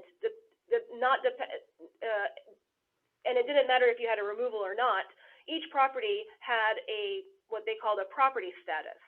So if we go back to the flow chart and at the decision mark, if there was no LA detected from the very beginning, your property had a status of removal not required, and then you got a letter from the EPA saying this is what was done to your property, this is the status. If you run into contamination again, let us know.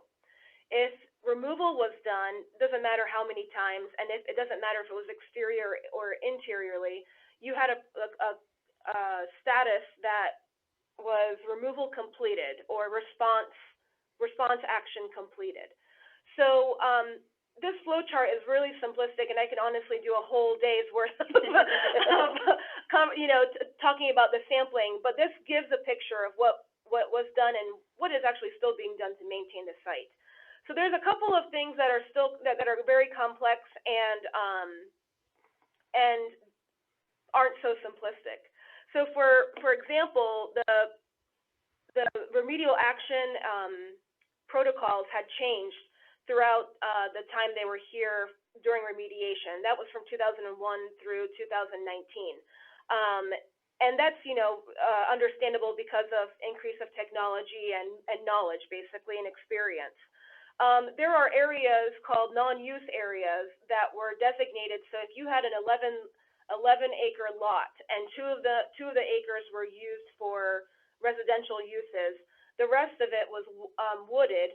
Those areas were not tested in terms of use because the standard was if something was used more frequently, there's a bigger chance for it to have contamination due to bringing in zonalite products.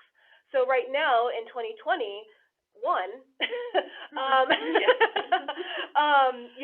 we're still battling that issue because let's say now you want to subdivide the land and want to use it for residential purposes. How do we handle that? And so that's what my program kind of works with the state on trying to maintain those things. Removal not required also included properties that still have sealed vermiculite insulation inside the houses. So if the removal would mess up the integrity of the house and it was safe, they would just take sealant and seal the cracks of I guess like the roof underneath the attic, for example.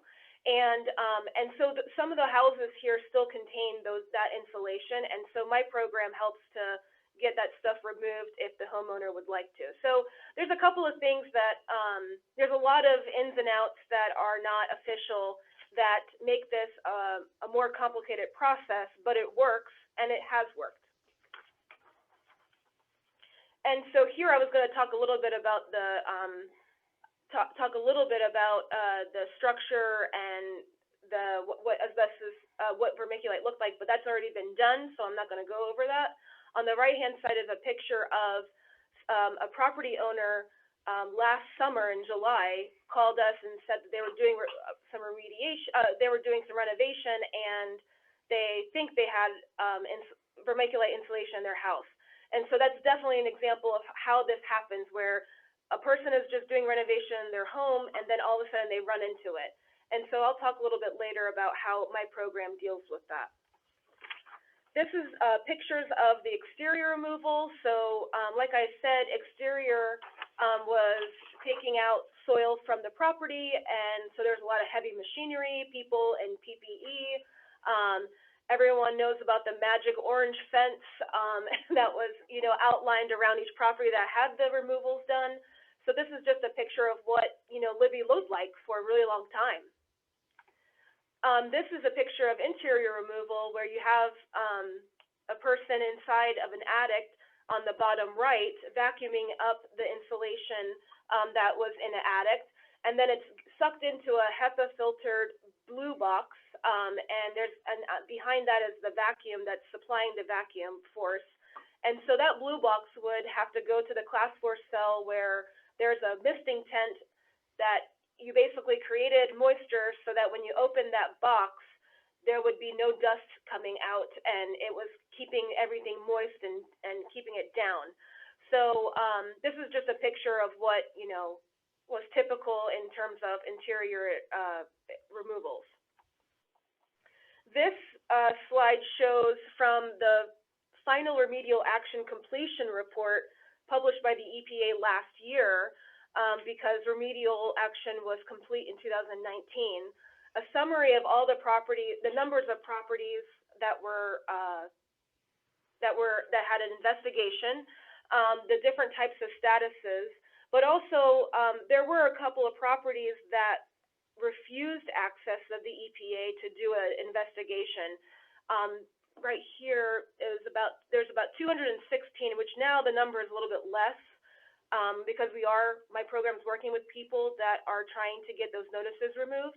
All of these people have a notice of potential environmental conditions or a notice of environmental conditions saying that either the EPA was given access once, there's LA on their property, but they refused access of the EPA to clean it up, or they just refused from the very beginning that the EPA was not going to go on their property and do an investigation for whatever reason. But I feel like the really big deal about this cleanup here is that a total of over 8,000 properties were investigated by the EPA, and almost 4,900 of them had a response not required. Now, there's a complication in that because some of those have houses that still have insulation in their homes, but a majority of the homes did not need a response or a cleanup response, or had samples that come back with no detectable amounts of Libby amphibole asbestos. So again, this document is publicly available as well, but it just shows all the hard work that EPA did to clean up the Superfund site. So really quickly, I'm over my time limit here. You're good. Okay, okay, good. Okay. So, like I said, like me and my 2 staff members, we can talk about this all day long. So who's involved in maintaining this site? There's a lot of players here, but the most important one is the big orange one in the middle, and it's the people living and working here in Libby and Troy within the Superfund boundary. You know, their participation, them asking questions, and them putting pressure on all the agencies, committees, and elected officials are the people that really regulate the site, because they're the ones that are impacted, and they're the ones that have to, understand what the rules are and what they have to do. So I always like to put that focus on first, because I really truly believe that it's them that really maintain the site. For the other players, we have on the federal level, we have the EPA. Each site that is finished with remedial action is then legally the responsibility of Montana State, and that goes into the Department of Environmental Quality, Superfund division. I also listed the open cut mining and solid waste divisions because LA asbestos is impacting gravel pits that are locally here within the Superfund sites, and so that department is doing a good job in terms of informing gravel pit operators on what they need to do if they have land or digging in a layer where LA would be suspected. And then solid waste, like Dr. Pfau said, Libby amphibole asbestos is not regulated, so technically the rules don't really apply. And so we kind of have to make up the rules and also make sure that we're following the rules that kind of apply as we move on in terms of maintaining the site. So at the county level, we have Lincoln County, and we have my program, which is part of Lincoln County, and then we have the cities of Libby and Troy. Their elected officials also involved. We have there have been many volunteer community committees. The 2 that I have here are the City County Board of Health of Lincoln County, which are all volunteers, as well as the Institutional Control Steering Committee, again, all volunteers giving their time to try to help with maintaining this process. And then there's a special committee, legislative committee called the Libby Asbestos Superfund Oversight Committee. I listed the Senate bill that created the Oversight Committee, and they are in charge of looking over the different pots of money that is designated to this site. How is the state spending it? What are they spending it on? They're an oversight committee, so they try to make sure that everything is done correctly, and if there's help that's needed, they might be able to help out with that. So real quick, my program is the Asbestos Resource Program. It was formed in 2012 by our Board of Health and EPA while they were here. And our main mission is to reduce the exposure to asbestos found within the Superfund site and in the surrounding areas of Lincoln County in terms of on properties within the Superfund site. And so we coordinate with Montana DEQ to maintain operations and maintenance phase within OU 4 and 7 and other OUs as well within the Superfund site. And you know, we have the database now that contains data for all the EPA investigations of all 8,000 properties. We still maintain that database with DEQ, and we help develop scopes of work for any kind of additional investigative sampling or abatement that needs to be done on properties within the Superfund site. And we also coordinate reimbursements so that there's not money coming out of the property owner to pay for removal of Libby amphible impacted materials. So here this slide shows the 3 pillars that make our program, and then a couple of activities that link to this pillar. So in terms of education, we do site primers. So it's me and 2 other people, Mandy Harcourt and Eljon Anderson, that run the program. We can meet up with contractors on site and give them a display box to show them what vermiculite looks like, what we can do. Also, if they run into an amount of material that they can't handle. We do complimentary site visits for property owners. If they are doing a demolition and they want to make sure that they're not going to go into a wall with vermiculite insulation, we have equipment where we go and check it out before they knock the wall down. We also do complimentary informational calls with every utility locate that's done within the Superfund site. You know, on average, it's between 500 to 600 calls a year, and each one of them we give a call back to the person who made the ticket and tell them any information in terms of leftover contamination. In terms of initiative, we just recently have an effective regulation, the property evaluation notification, where it basically says people are supposed to contact us before they do applicable activities on their property, and it's just for information so we can help reduce exposure to vermiculite. And then we also help out with any kind of fire at the vermiculite mine on W.R. Grace property. We perform community air monitoring to make sure that we know if LA is in the air during a fire event. And then in terms of resources, like I said before, we help with investigative sampling and abatement services. We help homeowners find professional contractors. And if they want to self-perform, which they have the right to, we help do oversight and make sure that they do it correctly. And we also give out resources like poly sheeting and asbestos bags to make sure that anything going into the class 4 cell is wrapped correctly. I can go on for days about my program, about the Superfund site, and I appreciate the ladies letting me go over my time here, but I put my contact information here because if you have any other questions or need information about this site or my program, feel free to contact me. I think I am ending this and leading us into a break. I just really appreciate your attention and look forward to questions at the end of the presentation. Thank you.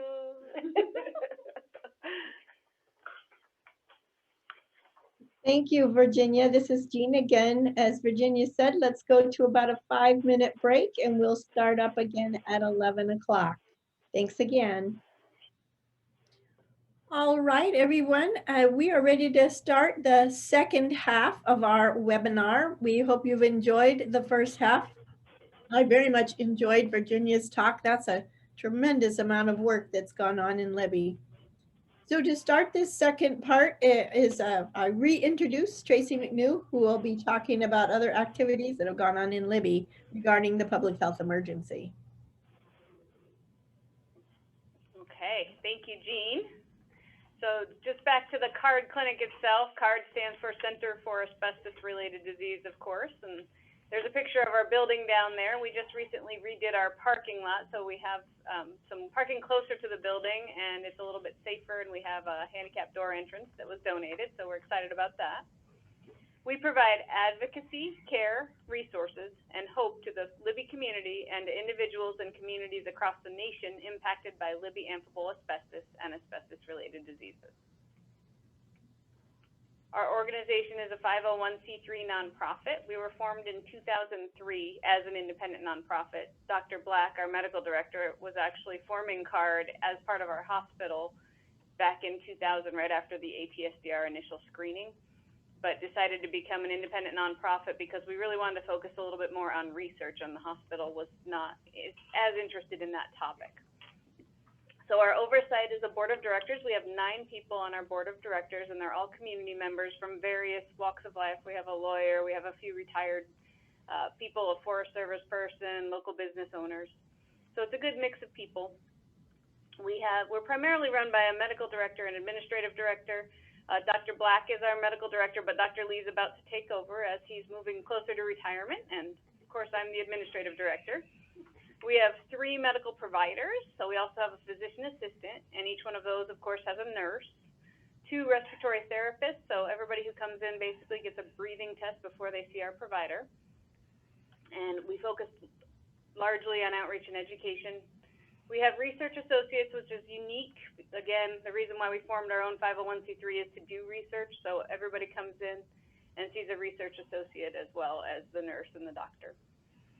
Our research focuses on a database, so all of the information that we collect from people, their exposure histories, their health histories, that sort of thing, they have the opportunity to participate in research and let us use that information.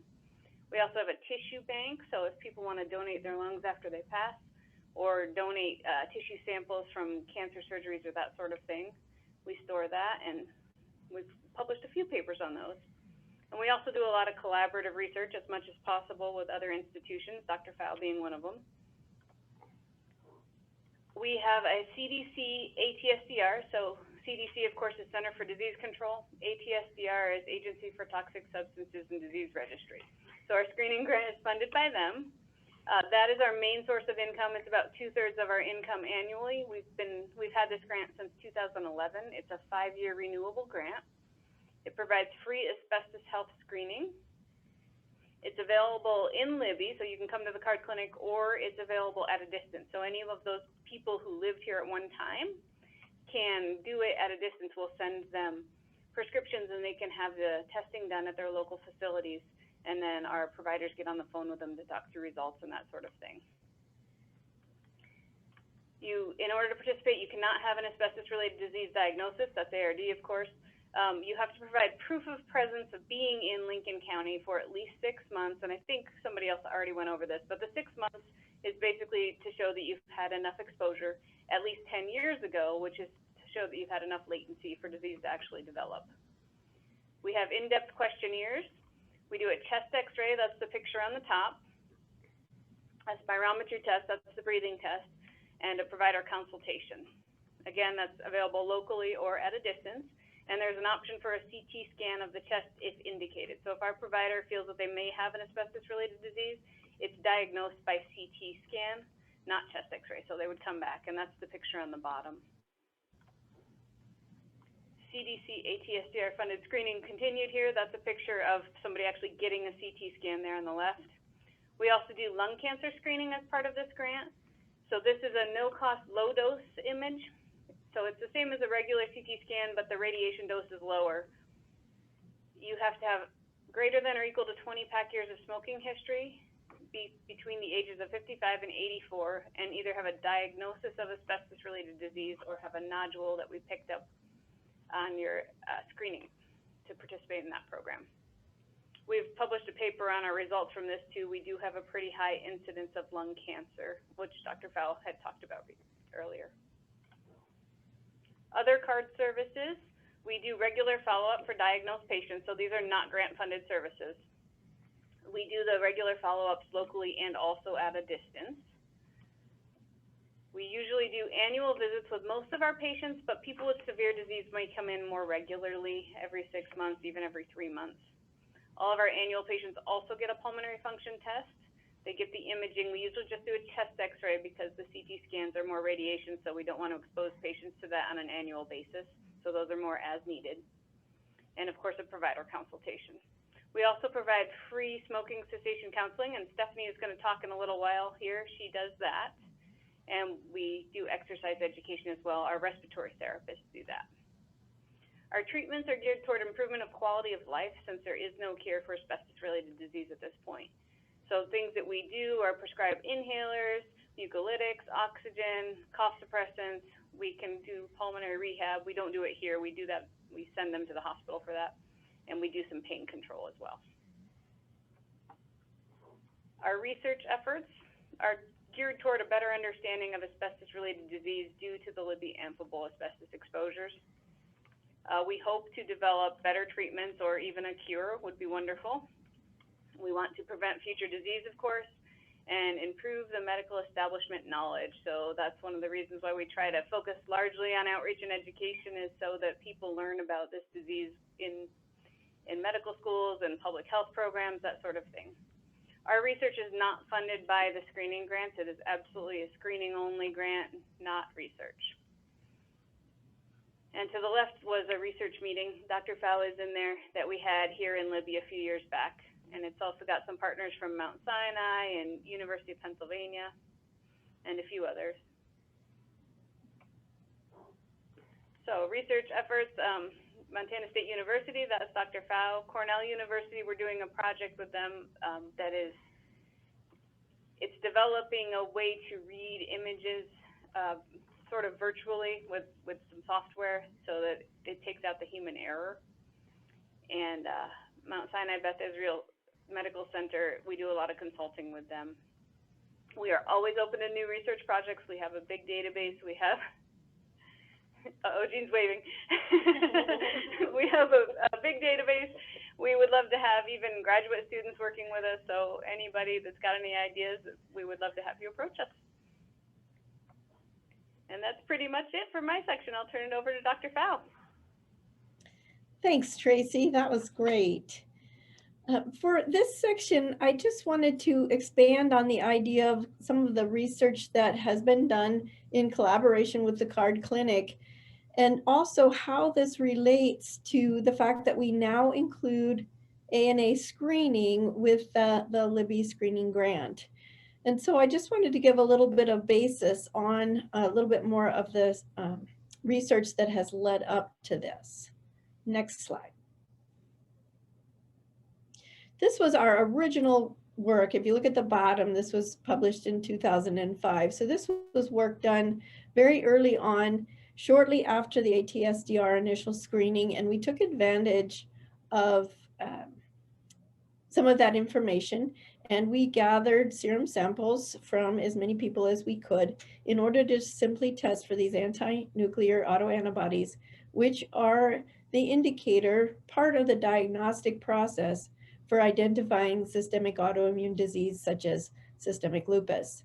And what the graph shows is that the people from Libby had a tremendously high frequency of positive ANA tests compared to a sex and age matched group from Missoula, where I was working at the time.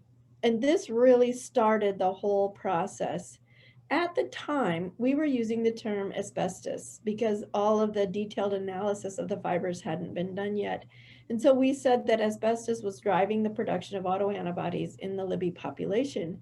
But then as we began to learn more about it, we realized that the Libby amphibole was unique from other exposures, especially from occupation asbestos mining exposures, which was mostly chrysotile. So our big question was, do all mineral fibers induce ANA? Next slide. And we found no. The graph on the left is a study that we did with the Mount Sinai School of Medicine, where they had serum samples from a group of steam fitters, pipe insulators, who had worked almost entirely with chrysotile. So we got those serum samples and compared those with frequencies in Libby, and this was simply done at a different titer, a different dilution of the serum, so that's why the numbers are different. But it does indicate a much higher frequency of ANA positive tests in Libby compared with the chrysotile exposed group. So we began to think maybe it's just amphiboles and not just LA, but rather not chrysotile. So we wondered why it had never really been talked about before. So I went back in history and went through all the literature I could find that might have looked into the possibility that asbestos drives autoimmune disease and found some. There were actually some studies, and the ones that really kind of gave evidence of some antibodies being driven in asbestos exposure were primarily amphibole and not chrysotile. So the epidemiological evidence for an association between just asbestos and autoimmune disease is diluted by the fact that a lot of historical studies on asbestos used chrysotile patients, chrysotile exposure patients for their work. So what we did next was go into the mouse, where we can look directly at a specific exposure and the health outcomes in the mice. And in this study on the right-hand graph, we did ANA testing in animals that were control animals with no exposure on the left, and then Libby amphibole exposure in the middle, and chrysotile exposure on the right. And the data showed us that the chrysotile exposed animals did not produce any more autoantibodies than simply the background of the control animals. This exposure was a fairly high exposure in mice that we selected to sort of represent a fairly large occupational exposure. But the chrysotile exposure was also at an occupational level. The same dose was used for both exposures. So we came to the conclusion that really only at that point, Libby amphibole drives autoimmune disease, not chrysotile. Later on, we did quite a few studies. We've looked at tremolite alone. We've looked at erionite. We've looked at amosite. And pretty much all of the amphiboles that we have tested will drive the, we also did crocidolite. All of the amphiboles we've tested do drive the production of these ANA antibodies. Next slide. In order to look further to determine a little bit more about maybe other amphibole mixtures, I worked with a couple of researchers at the University of Nevada, Las Vegas, Dr. Brenda Buck and Dr. Rod Metcalf, who had been looking at the possibility that asbestos fibers existed within a lot of these areas of southern Nevada. If you look at the map there, up toward the upper left corner is the Las Vegas area. And then down below that, you see Henderson and Boulder City, and then the southern tip of Nevada. To the right of Nevada is Arizona. If you look at this map, which was done by Dr. Buck and Dr. Metcalf, they were looking at the potential for the rocks and soils to contain amphibole asbestos fibers based on what they had been learning about what leads to the crystallization of these minerals. The yellow areas are areas where they felt that there was a high potential for soil to contain asbestos, and the brown areas are where they felt that the bedrock probably contained asbestos fibers. And then they went out and did sampling. And so all of the little red dots are where they actually sampled and confirmed the presence of these fibers. As it shows on the map, you can see the little pictures of ATVs, and those are areas where a lot of people go out and ride their all-terrain vehicles. And so the picture on the right shows one of these producing huge amounts of dust. And so we now know that as they do that, they're stirring up these amphibole fibers into the dust and into the air. As you drive along between Henderson and Boulder City, you see this, you're on this road and you'll see these signs, entering NOA managed area. If you didn't have a background in asbestos and know what NOA stood for, you might not roll up your windows. But the idea here is if you're driving on this road, you can expect that there is amphibole fibers in the dust. Next slide. What we did was we collected, Dr. Buck and Dr. Metcalf collected fibers and purified them out of the dust and soils. and gave me those fibers to be able to instill into my mice. In this study, we used the same 7-month exposure, but we only used 3 micrograms per mouse, which is much smaller than the occupational exposure we used before of about 60 micrograms per mouse. So this was a very, very low exposure, one of the lowest exposures ever done in a mouse experiment. And we showed that Libby amphibole definitely increased the frequency of the positive ANA tests in our mice, even at this very low dose. But the Arizona amphibole that we collected along the Nevada-Arizona border was even worse. We also showed in these mice they had considerable collagen deposition in their lungs. Several of them had breathing problems and other problems that we noted that we assumed to be attributed to this exposure. So this taught us several things. One, it's not just Libby amphibole, it's other amphiboles as well. And this production of autoantibodies occurs at a very low exposure level. Next slide. So this was our hypothesis going into a lot of the testing, looking at the possibility not only that the asbestos, LA in particular, drove autoantibody production, the ANAs, that led to the systemic autoimmune disease, but also, as I mentioned earlier, the possibility that the Libby pleural disease is actually driven by an autoimmune process. So the pleural disease, we are hypothesizing, is an autoimmune disease, and that's why it progresses beyond the simple pleural plaques that are so often seen with chrysotile exposure. With the amphibole exposures, we see the pleural plaques growing and emerging and becoming a complete and solid sheet of connective tissue around the lungs. Next slide.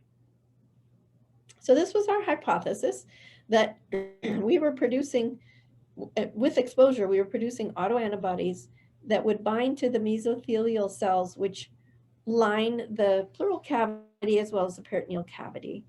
And when those antibodies bind to those cells, we hypothesized that it changed their behavior. It modified the type of cell that we had and led them to be a more active collagen producing cell.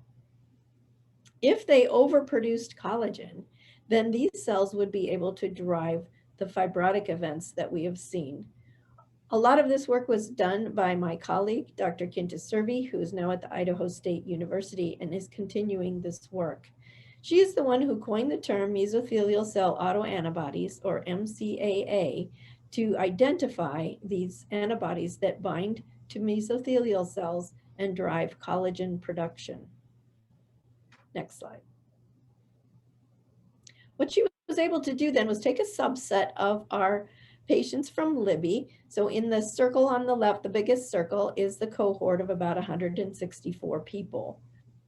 The red circle on the inside shows the frequency of pleural changes that were seen radiographically among these 164 people. So about 58% of the 164 people had pleural changes. She overlaid on top of that the frequency of mesothelial cell autoantibodies being positive among these patients and showed that of the people with pleural changes, 75% of them had mesothelial cell autoantibodies, whereas a minimal number of people who had no disease had the antibodies, and a very small number, 28%, of the people with interstitial fibrosis, asbestosis, had the autoantibodies. What this showed us was that there was an association between having the autoantibodies, the MCAA, and having pleural change. This does not show causation, but it certainly indicates that these antibodies may be involved in the pleural disease. So more recently, the Card Clinic and I did a study where we grouped our patients into 3 groups: those that had the progressive form of the pleural disease, those that had a stable, non-progressing form of the disease, and those that did not have the Libby pleural disease. What you can see on the bars is a score which indicated the amount or the titer of these MCAA autoantibodies that the patient had. And what we showed was that the people who had the progressive form of the disease had significantly more autoantibodies than those with a stable or with no disease at all. In fact, there was no statistically significant difference between the stable disease and the no disease. This further indicated to us a fairly strong association between having these autoantibodies and having the progressive form of the disease. Next slide. But that doesn't show causation. And I always use these slides to try to educate my students about the difference between an association where two things seem to occur together versus actually showing that one thing causes the other. In this experiment, we used mice and we transferred serum from either mice that had no asbestos exposure or mice that had Libby-Amphibola exposure for 7 months. We took their serum, assuming the antibodies were there, and in fact, we did all the testing to demonstrate that they were, put the serum into the peritoneal cavity of naive mice that had no exposure. The peritoneal cavity served as our surrogate for the pleural cavity because it's very hard to inject into the pleural cavity of a mouse. So we injected into the peritoneal cavity. If the antibodies were there, they would bind to the mesothelial cell and drive them to produce collagen. So we waited a month, removed the peritoneal walls of the mouse, and looked for collagen. And the data that we saw is on the next slide. Oh, I guess it's not. I think I took that out to shorten it. But what we found was indeed the animals that received the serum from the asbestos exposed mice, the Libby-Amphibola asbestos exposed mice, had tremendously increased collagen production in their peritoneal cavity. This was a causation. Now we knew that it was the autoantibodies that were driving the collagen. So this gets us closer to saying that autoantibodies are driving this pleural disease to be highly progressive. So this then was the study that came out in 2019, where we showed that these autoimmune markers could indicate the risk for progression of the Libby-Amphibola lamellar pleural thickening disease. And this was when we were able to justify then adding testing for autoantibodies into the screening grant. Next slide. This is the data from the same set of experiments where we had the progressor group shown in blue, the stable group shown in red, and the no disease group shown in green, and looking at the ANA positive. This was the strongest data that showed these autoantibodies associated with progressive disease in both sexes, and that was the ANA test. So in both males and females, the progressors had significantly more higher frequency of positive ANA tests than either the stable disease or the no disease groups.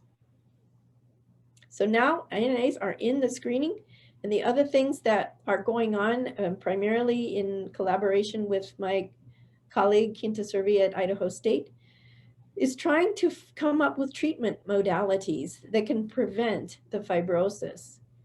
So we know now that the antibodies bind to the mesothelial cells and drive collagen production.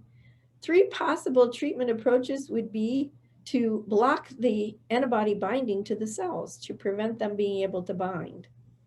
A lot of the biologics these days that are used as treatments for different diseases work by blocking antibody binding. So we've been looking at that possibility, and actually between my lab and Dr. Servi's lab, we're coming up with pretty strong possibilities on knowing what the protein is that the antibody is binding to and being able to block that. We also looked at transcription factor activation. That is, how do the genes for collagen become activated and expressed? And so we're learning how we may be able to block those signaling pathways. And then finally, work ongoing right now, in fact, in conjunction with other universities, looking at our ability to reduce the inflammatory pathways and the reactive oxygen species that are involved in the asbestos-related diseases. Next slide. So my summary is simply that research has demonstrated that autoimmunity is an important aspect of the health outcomes of asbestos. And I hope that that is a take-home point you take with you, that we're not just looking at cancers, we're looking at other diseases that tremendously impact people's health. And finally, that screening for autoimmune markers may allow early detection and estimation of long-term risk of severe disease. And finally, we're excited that research is bringing us closer to potential treatments. With that, I would like to turn this over now to Stephanie, who's going to talk to you more about programs that she oversees. Thank you, Dr. Pfau. Hi, thank you everyone for having me. As the case manager here for the CARD clinic, I essentially advocate mostly for our diagnosed patients. A big part of my job is helping them obtain Medicare and the Noridian pilot program, which are benefits that are made available through the Affordable Care Act. Section 10323, which was added March 23rd, 2010, does extend certain benefits to someone who is exposed to this environmental health hazard, or what we like to call EHH.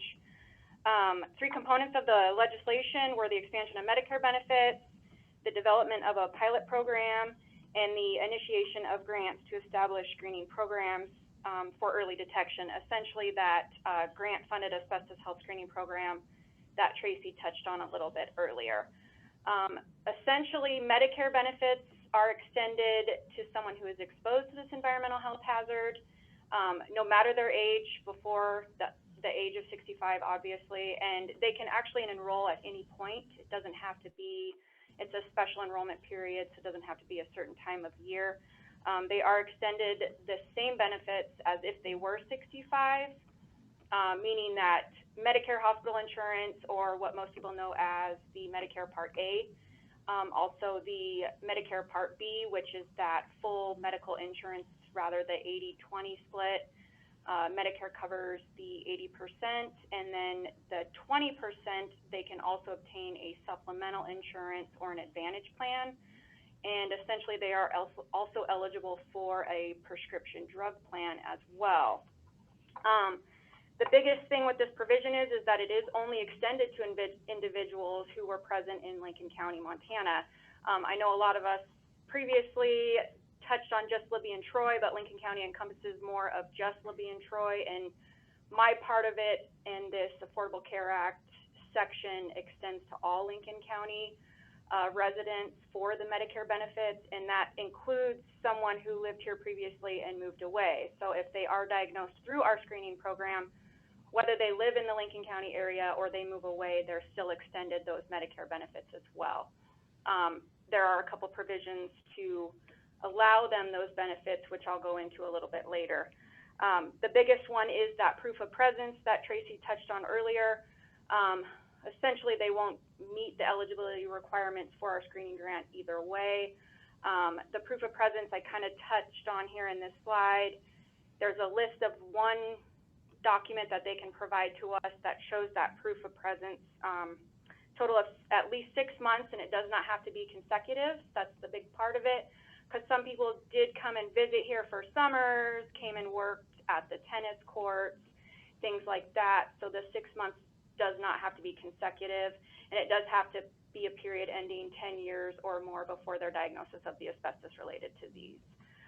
If they can't obtain any of these documents, we can also accept what we call affidavits, and we do need 2 of those, and it's essentially individuals that sign stating that that person was here during that time period for at least 6 months or more. We do not allow immediate family members, but friends of family members or friends, co-workers, things like that. So on top of the asbestosis, the pleural thickening, pleural plaques, and the meso, there are also malignancies. Just to touch on the first 3, those can also be not necessarily have to only be diagnosed through our clinic. We also have what's called interpretation by a B reader. We do send out twice a year 54 chest x-rays and 24 CT scans to a panel of readers, which is called our peer review. So the top three can also be, once they're sent out, if there's an interpretation by a B reader, qualified physician on the plain chest x-ray, that also extends them those benefits, although they might not have been diagnosed through the card clinic specifically. It can also, obviously, for us, we only diagnose off of a CT scan, and that's why we do have that chest x-ray followed by a CT scan to diagnose them for that, to make them eligible for those benefits. The malignancies of the lung, colon, rectum, larynx, stomach, esophagus, pharynx, and ovaries, those are Medicare recognized asbestos related conditions. They don't necessarily need to even be diagnosed through our clinic. If they meet our screening requirements and do have one of those diagnoses, then they are extended those same benefits as someone who is diagnosed with an asbestos related disease. And that is because oftentimes we do see someone who will present with a malignancy of the lung, but might not have that pleural thickening, pleural plaques, or the asbestosis. So they are provided with those same benefits. The next pilot program, which was discussed in that section of the Affordable Care Act, the Medicare pilot program for asbestos-related disease, or generally what I call is the Noridian pilot program, was created and implemented in 2011. This was obviously in response to people with severe lung diseases that should not be doing like dusting, mowing their lawns. They're not extended the same in-home health programs through their general Medicare insurance or other insurances. We do operate as a partner with the pilot staff, which is actually located in North Dakota. They have 2 nurses and then I think 2 staff at the front desk, and then there is essentially other staff, but those are mostly the 4 that I deal with. The nurses do provide an individual care plan for each patient. Essentially, I think we have roughly 1,800 patients enrolled in the Noridian pilot program. The services do require a home visit or oftentimes a phone visit to determine what services might be needed by the patient.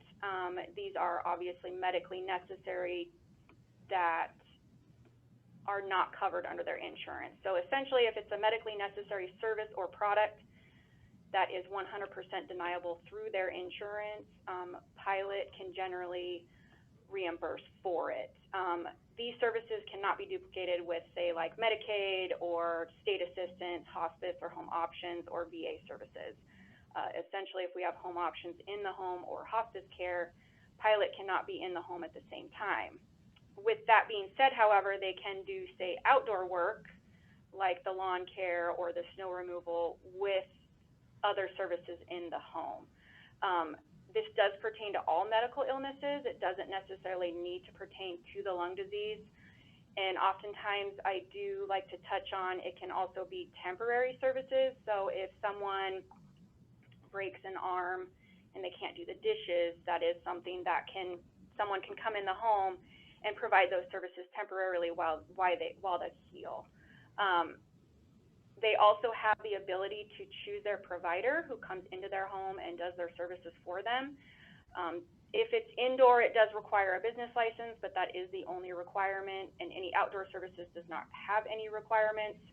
Most of our beneficiaries do go through companies, essentially because they can bill pilot directly, but they can also go through like a private caregiver who they pay up front and then send in the reimbursement to pilot. If they're here in the area, they generally bring it to me, and I handle all that for them as well.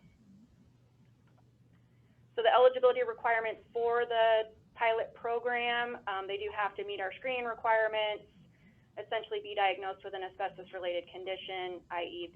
the 3, the pleural thickening, pleural plaques, the asbestosis, the meso, or those malignancies of the lungs. Once that's determined, I do what's called an EHH checklist, and that is reported to Social Security, which they place what's called an EHH designation or an H next to their Social Security number, which makes them eligible for the Medicare benefits and the Noridian pilot program. It is required for them to be enrolled in Medicare A and B to be eligible for the Noridian pilot program. And unfortunately, the pilot program is only extended to 20 counties that span between Montana, Idaho, and Washington. Essentially, or I guess initially, it was actually only provided to Lincoln County and Flathead County. So it has expanded quite a bit, but they determined that these 20 counties consist of about 80% of our diagnosed population, and that's why it is only extended to those 20 counties. These are some regularly covered items that most beneficiaries do utilize. Mileage is a big one, especially here in the Libby area. Our patients, beneficiaries generally have to drive 89 miles to the Flathead area just to see a specialist or sometimes even a provider, period.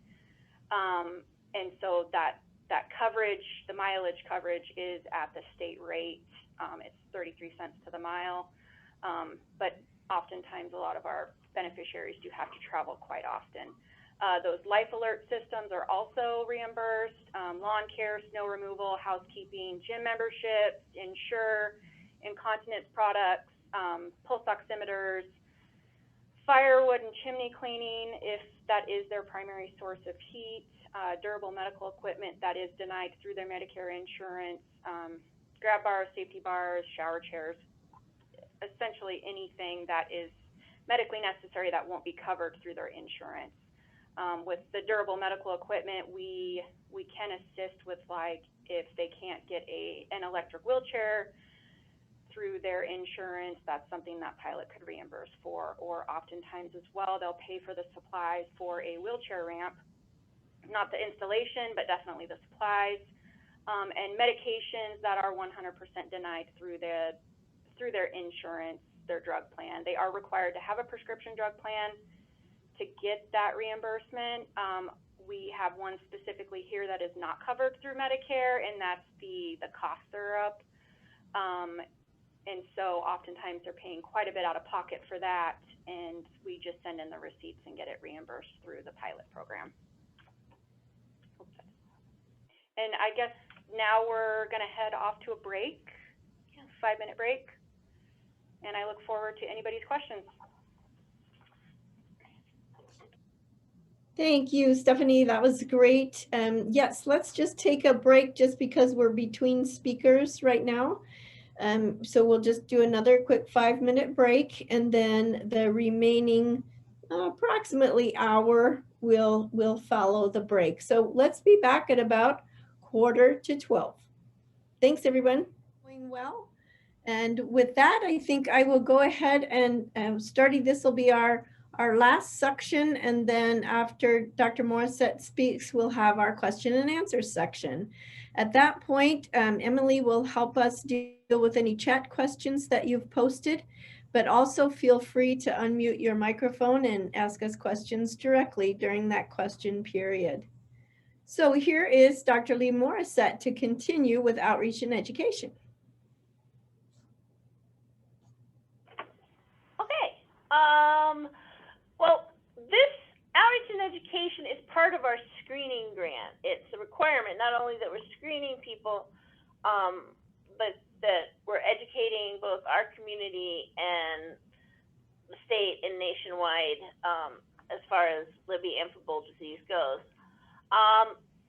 Some of the different things we do as far as outreach are, obviously, we haven't done a lot of community event participation in the last year because of the whole pandemic business, but normally we do participate in a lot of community events.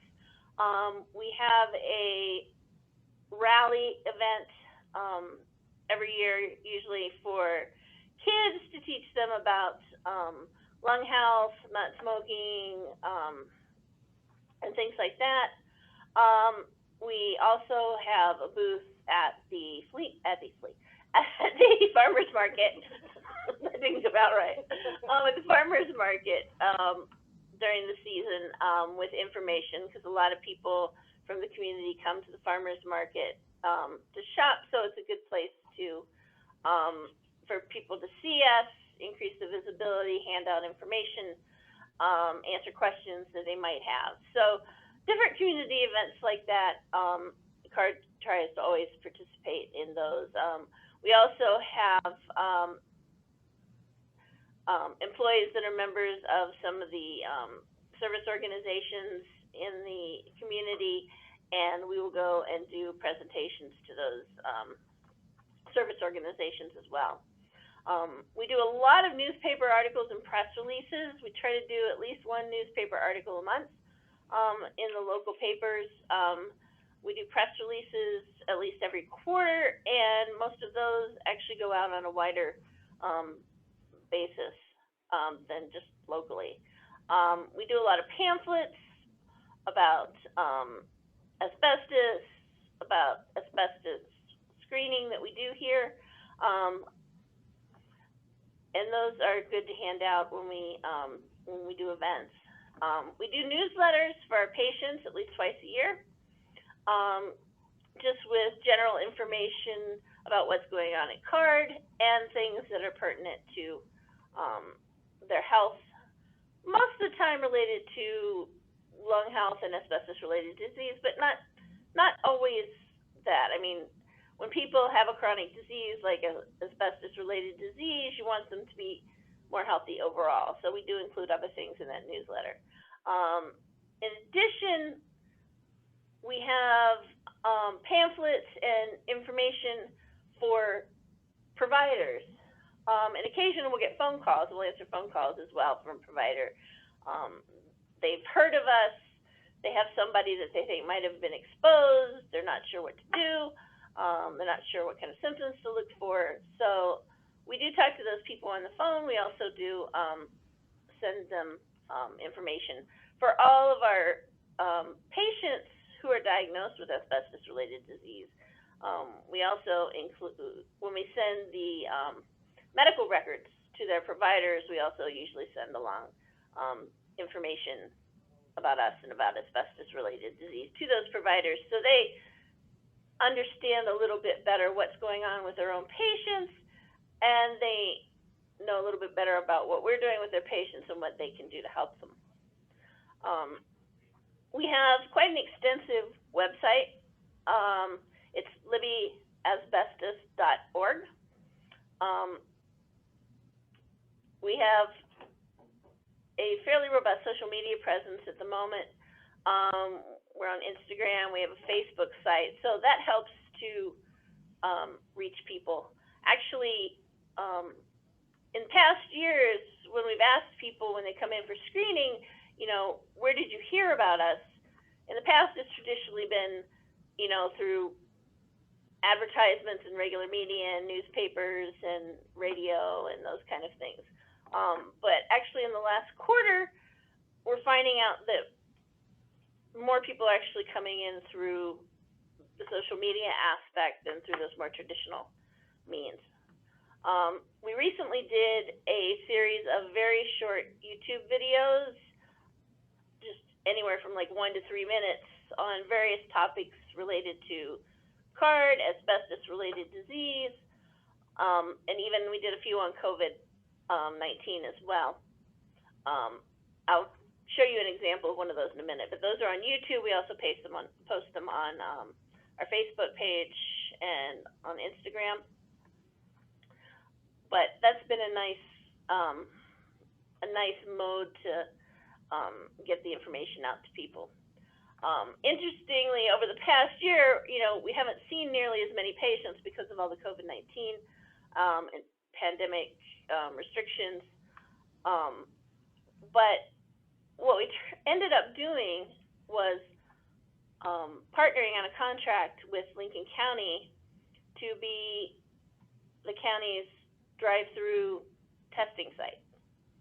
So we ended up putting in a separate driveway and a little building, and hired someone through that contract to be in charge of the testing.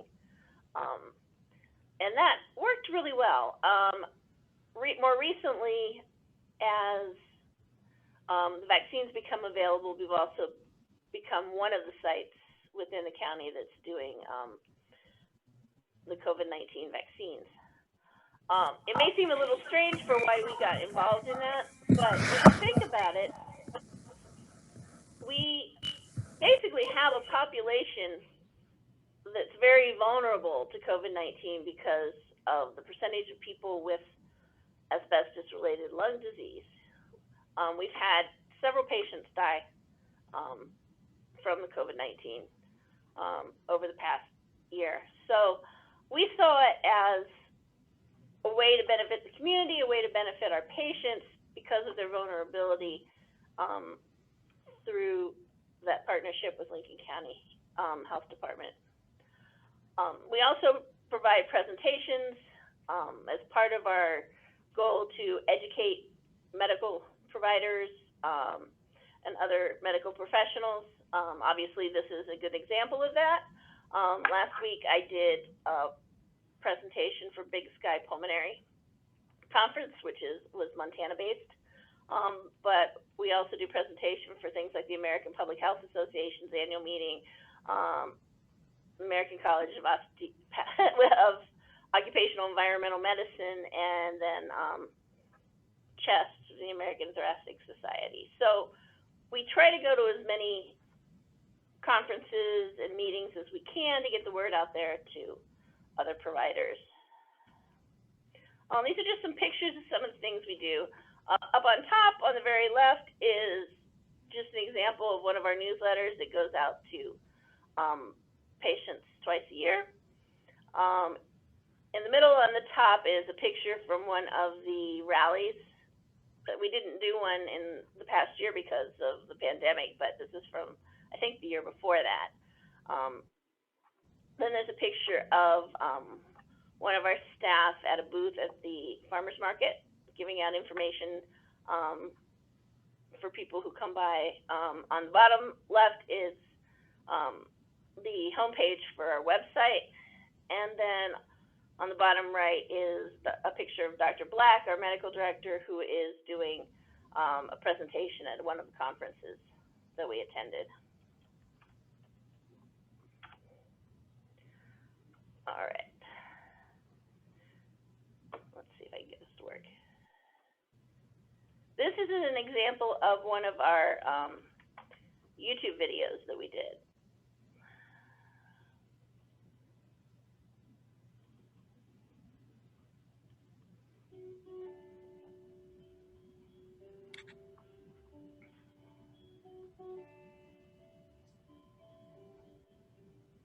Asbestos can still be encountered in human activities because of the historic use of asbestos and the large amount of asbestos-containing products that are in place around our country.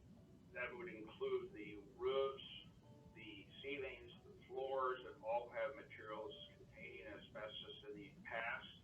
This is called legacy asbestos. There's a very large amount of that around the United States.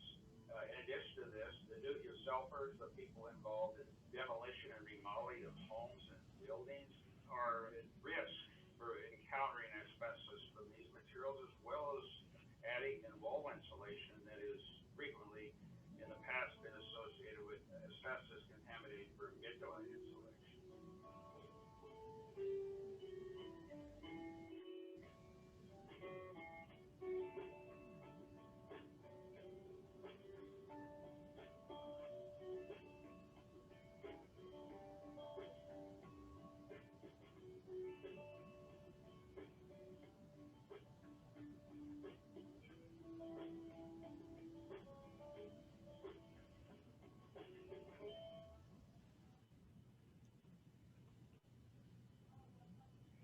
So that was just an example of one of these videos.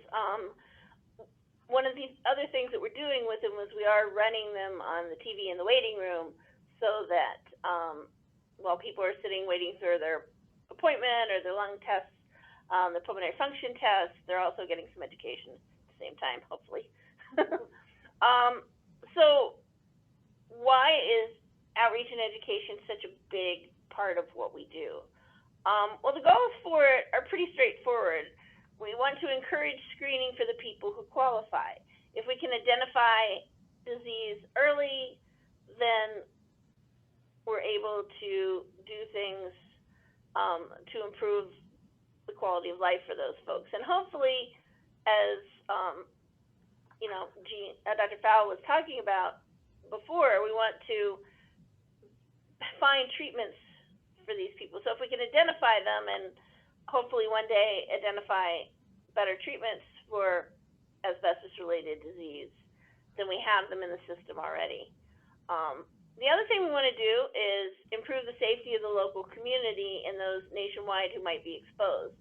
That has to do with trying to educate medical providers in other places. As we've mentioned several times, there were 240 sites where there were processing plants for the Libby as amphibole asbestos into the zonalite.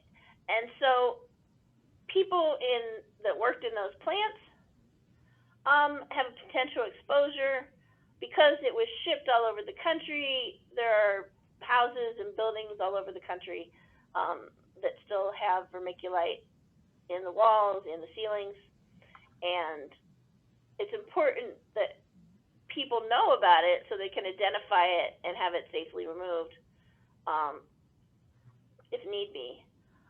We also want to improve our patients' understanding of asbestos-related disease.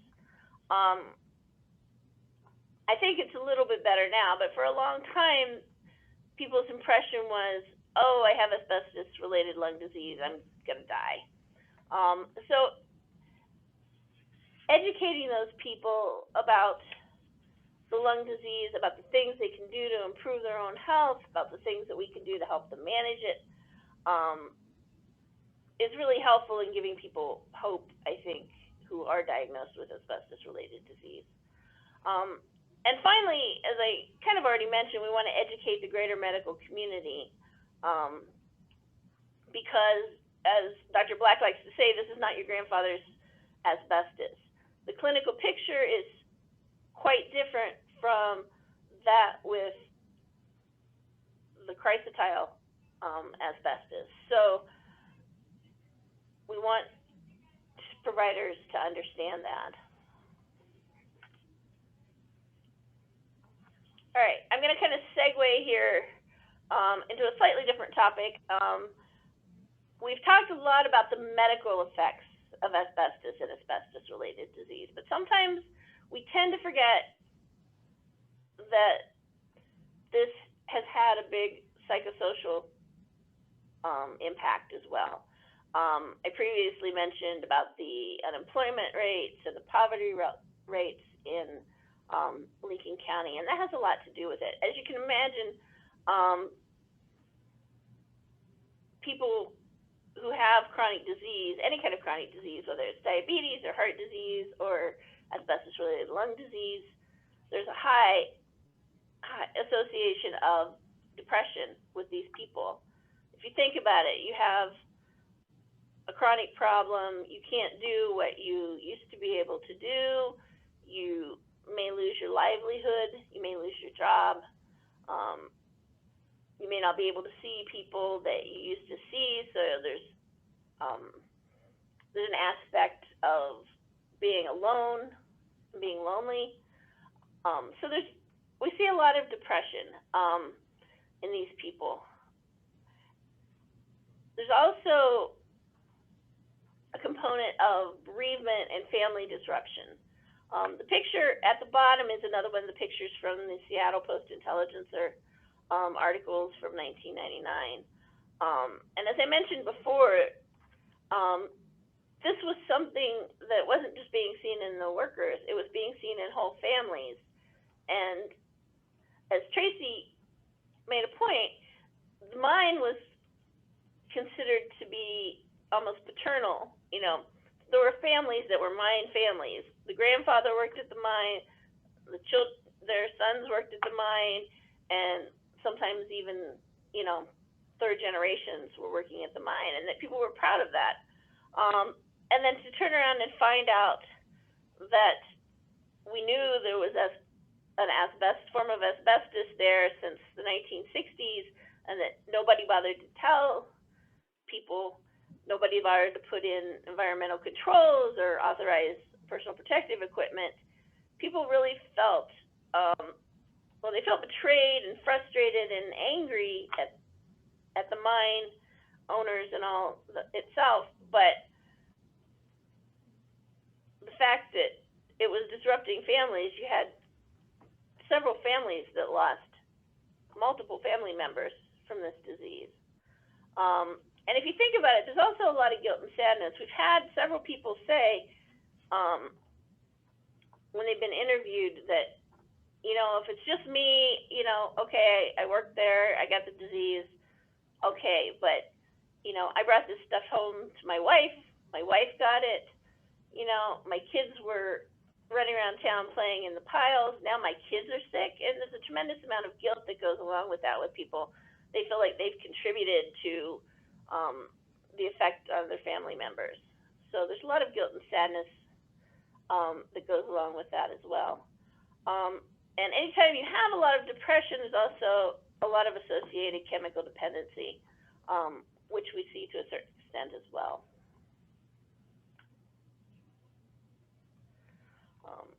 This is a video. It's actually very short but quite sad. It's a mother talking about the asbestos in their house, and she's trying to explain to her children about the asbestos in the house.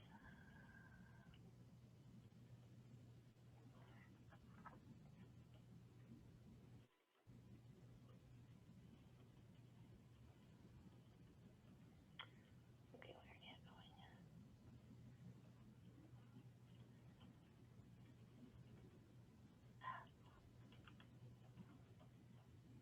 Okay, what am I doing wrong? Sorry, we're having technical difficulties again.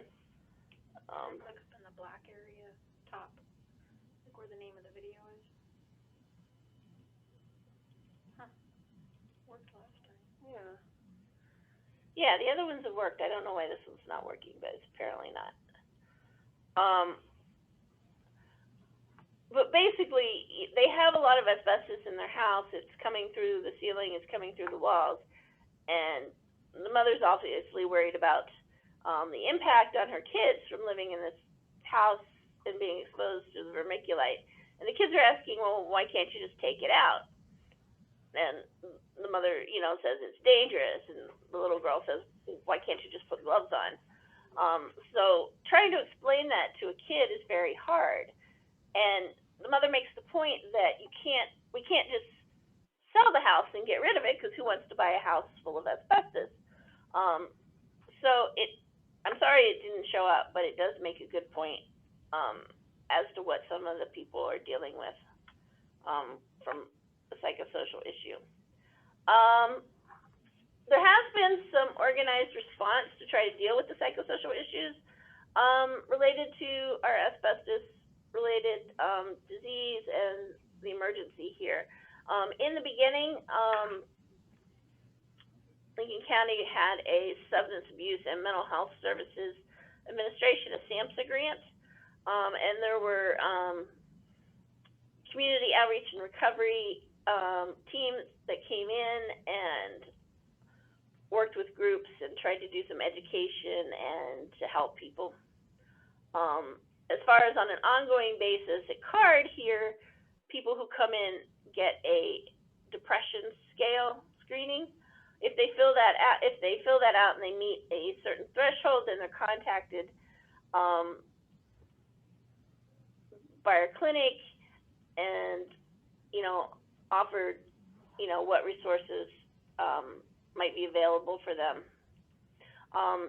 Unfortunately, being such a small town, 89 miles from, you know, the nearest city, there is a lack of mental health resources available here. The other thing is there's a certain amount of cultural resistance. These are very strong, independent people, many of whom still see mental health as a weakness, not as a disease. And so trying to convince some of these people that, you know, this depression that you have is an illness, it can be treated, doesn't go over very well. So sometimes it's hard to get people who need treatment to go and actually receive it. The hospital, Cabinet Peaks Medical Center, has a Senior Life Solutions program, which deals with mental health issues with seniors. It isn't directly related to the Libby asbestos problem, but a lot of the people who are diagnosed with lung disease are at this point senior citizens, so they can make use of that program. Community-based, there are several churches in the area who have small support groups for their members who are dealing with some of the psychosocial issues from asbestos-related disease. So, on some level, to many of the people who are opposed to getting treatment, getting something through a faith-based organization is a little more palatable to them. So, that has been helpful as well. Some of the things that we deal with and the barriers that we have to fight against as far as this disease goes. One of, obviously, big business. There was a lot of litigation against the mine and against the railroad. There were settlement amounts set aside for people. But obviously, you have big businesses, and they want to do anything they can to limit the amount of people who are able to access that settlement. So we get a lot of pushback from businesses involved in the process that are trying to limit the amount of people that are diagnosed. Even within the community itself, there's been a lot of denial and resentment toward other community members. As we mentioned, a lot of people felt that the mine owners were very paternal because they did a lot of things for the community. They let people come and get vermiculite to use in their homes and on the playgrounds and all the ball fields and those things. And there were people who really were in denial that this asbestos amphibole caused disease. People accusing their neighbors or their family members of faking it to get the money that was set aside. So it did cause a rift between a lot of people in town. It's gotten better over time, but there are still deniers in the area that make it difficult for other people. One of the big things in the community was that people didn't want the idea of Libby to be tainted by what happened.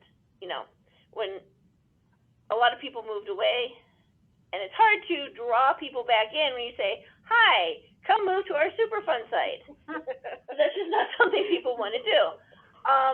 So trying to deal with that impression that people might have of us because of what happened here. There's been a push in the last few years to try to develop Libby as a tourism site, more ecotourism, fishing, hunting, that kind of thing, because it's a beautiful area. There are a tremendous number of outdoor activities available here.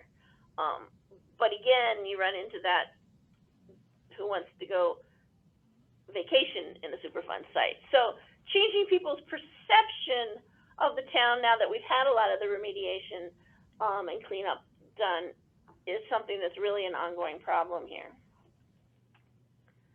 I just want to touch a little bit on some issues with the medical establishment.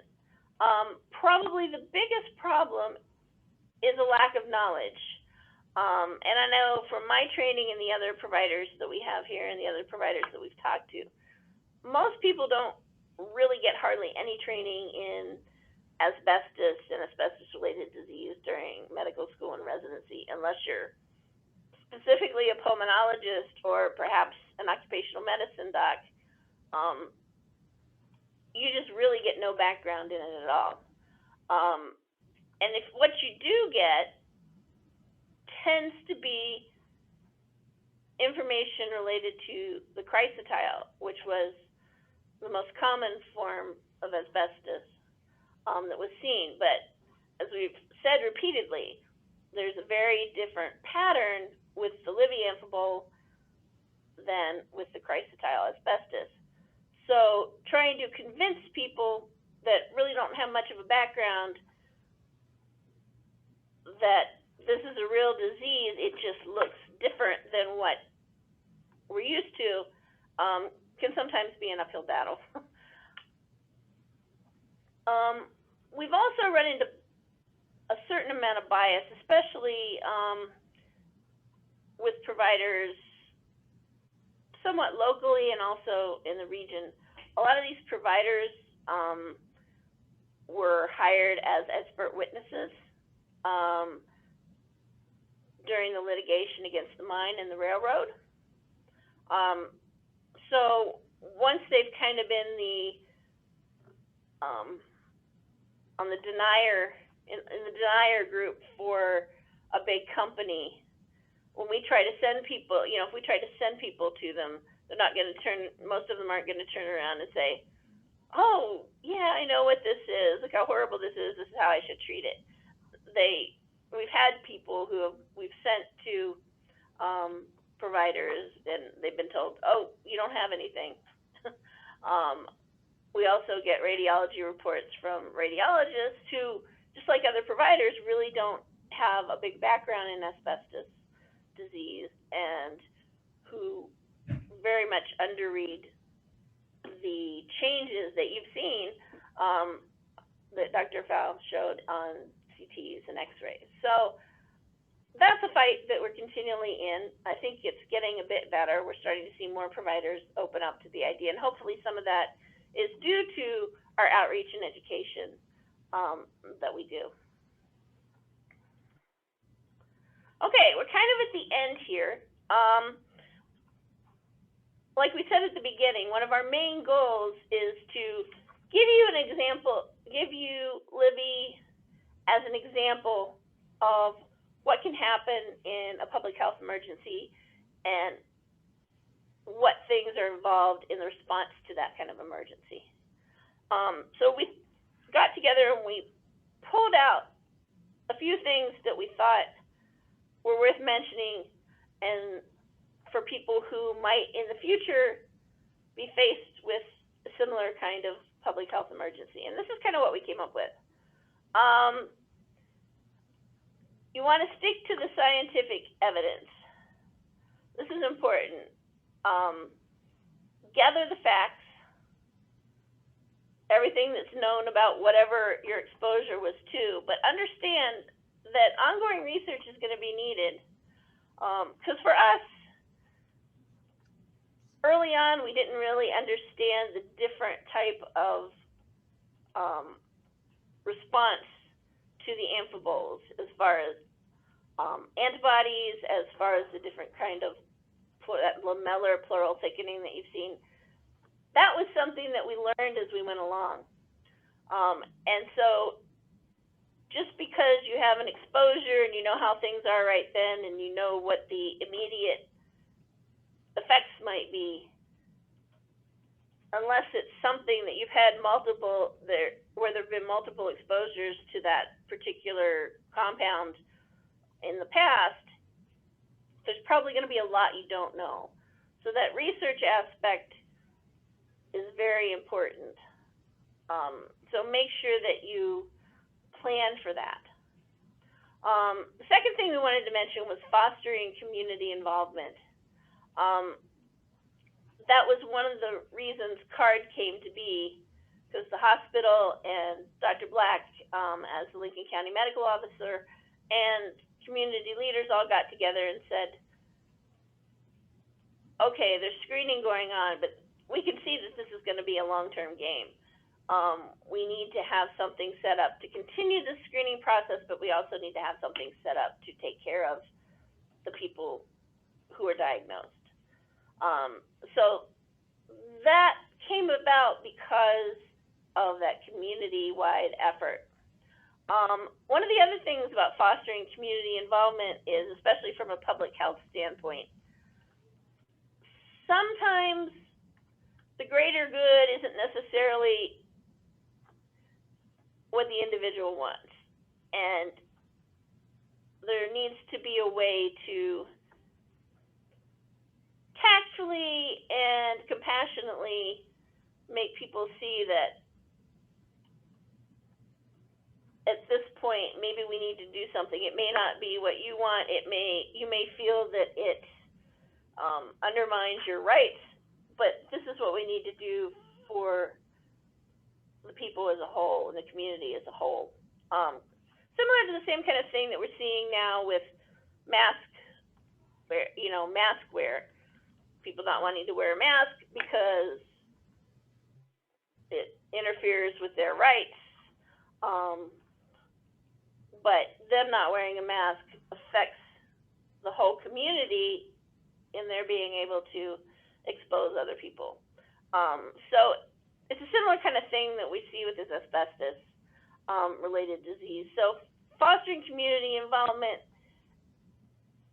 and helping people see things from a public health point of view is very important. Kind of going along with what I mentioned under the first bullet is act for the emergency response, but plan for the long term. Depending on what kind of public health emergency you're dealing with, there's probably going to be some things that need to be done right away.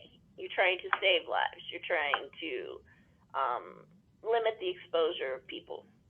But realize that once you do all those things, there's still going to be things going on related to this. What are going to be the long-term effects from that exposure?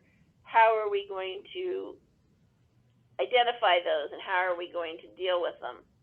So make sure that you act in your emergency capacity, but make sure you're planning for something in the long term, because in most cases, any kind of emergency like this, especially where there's been an exposure, is going to have some long-term ramifications, so don't forget that. And as I kind of just mentioned with some of the problems we've had dealing with the community, dealing with other medical providers, dealing with big business, there are going to be those who don't support you. Just face it, not everybody is going to be warm and happy to give you what you need. But the most important thing is persistence. Do your job, do what needs to be done, and just keep educating people. Educate. We have found that things have improved over time with that, but it's a long-term process. It's not like you can just go and explain to someone what asbestos-related disease is, and they're going to go, oh, yeah, okay, I understand now, whatever you want. It takes a long time to get people, to understand and to want to participate in the way that they need to. So don't give up. I guess that's the bottom line there. So those are the main things that we pulled out as far as recommendations for somebody else from our experience that might be dealing with a public health emergency. So that's really all we have at this point. We'll be happy to open it up to questions.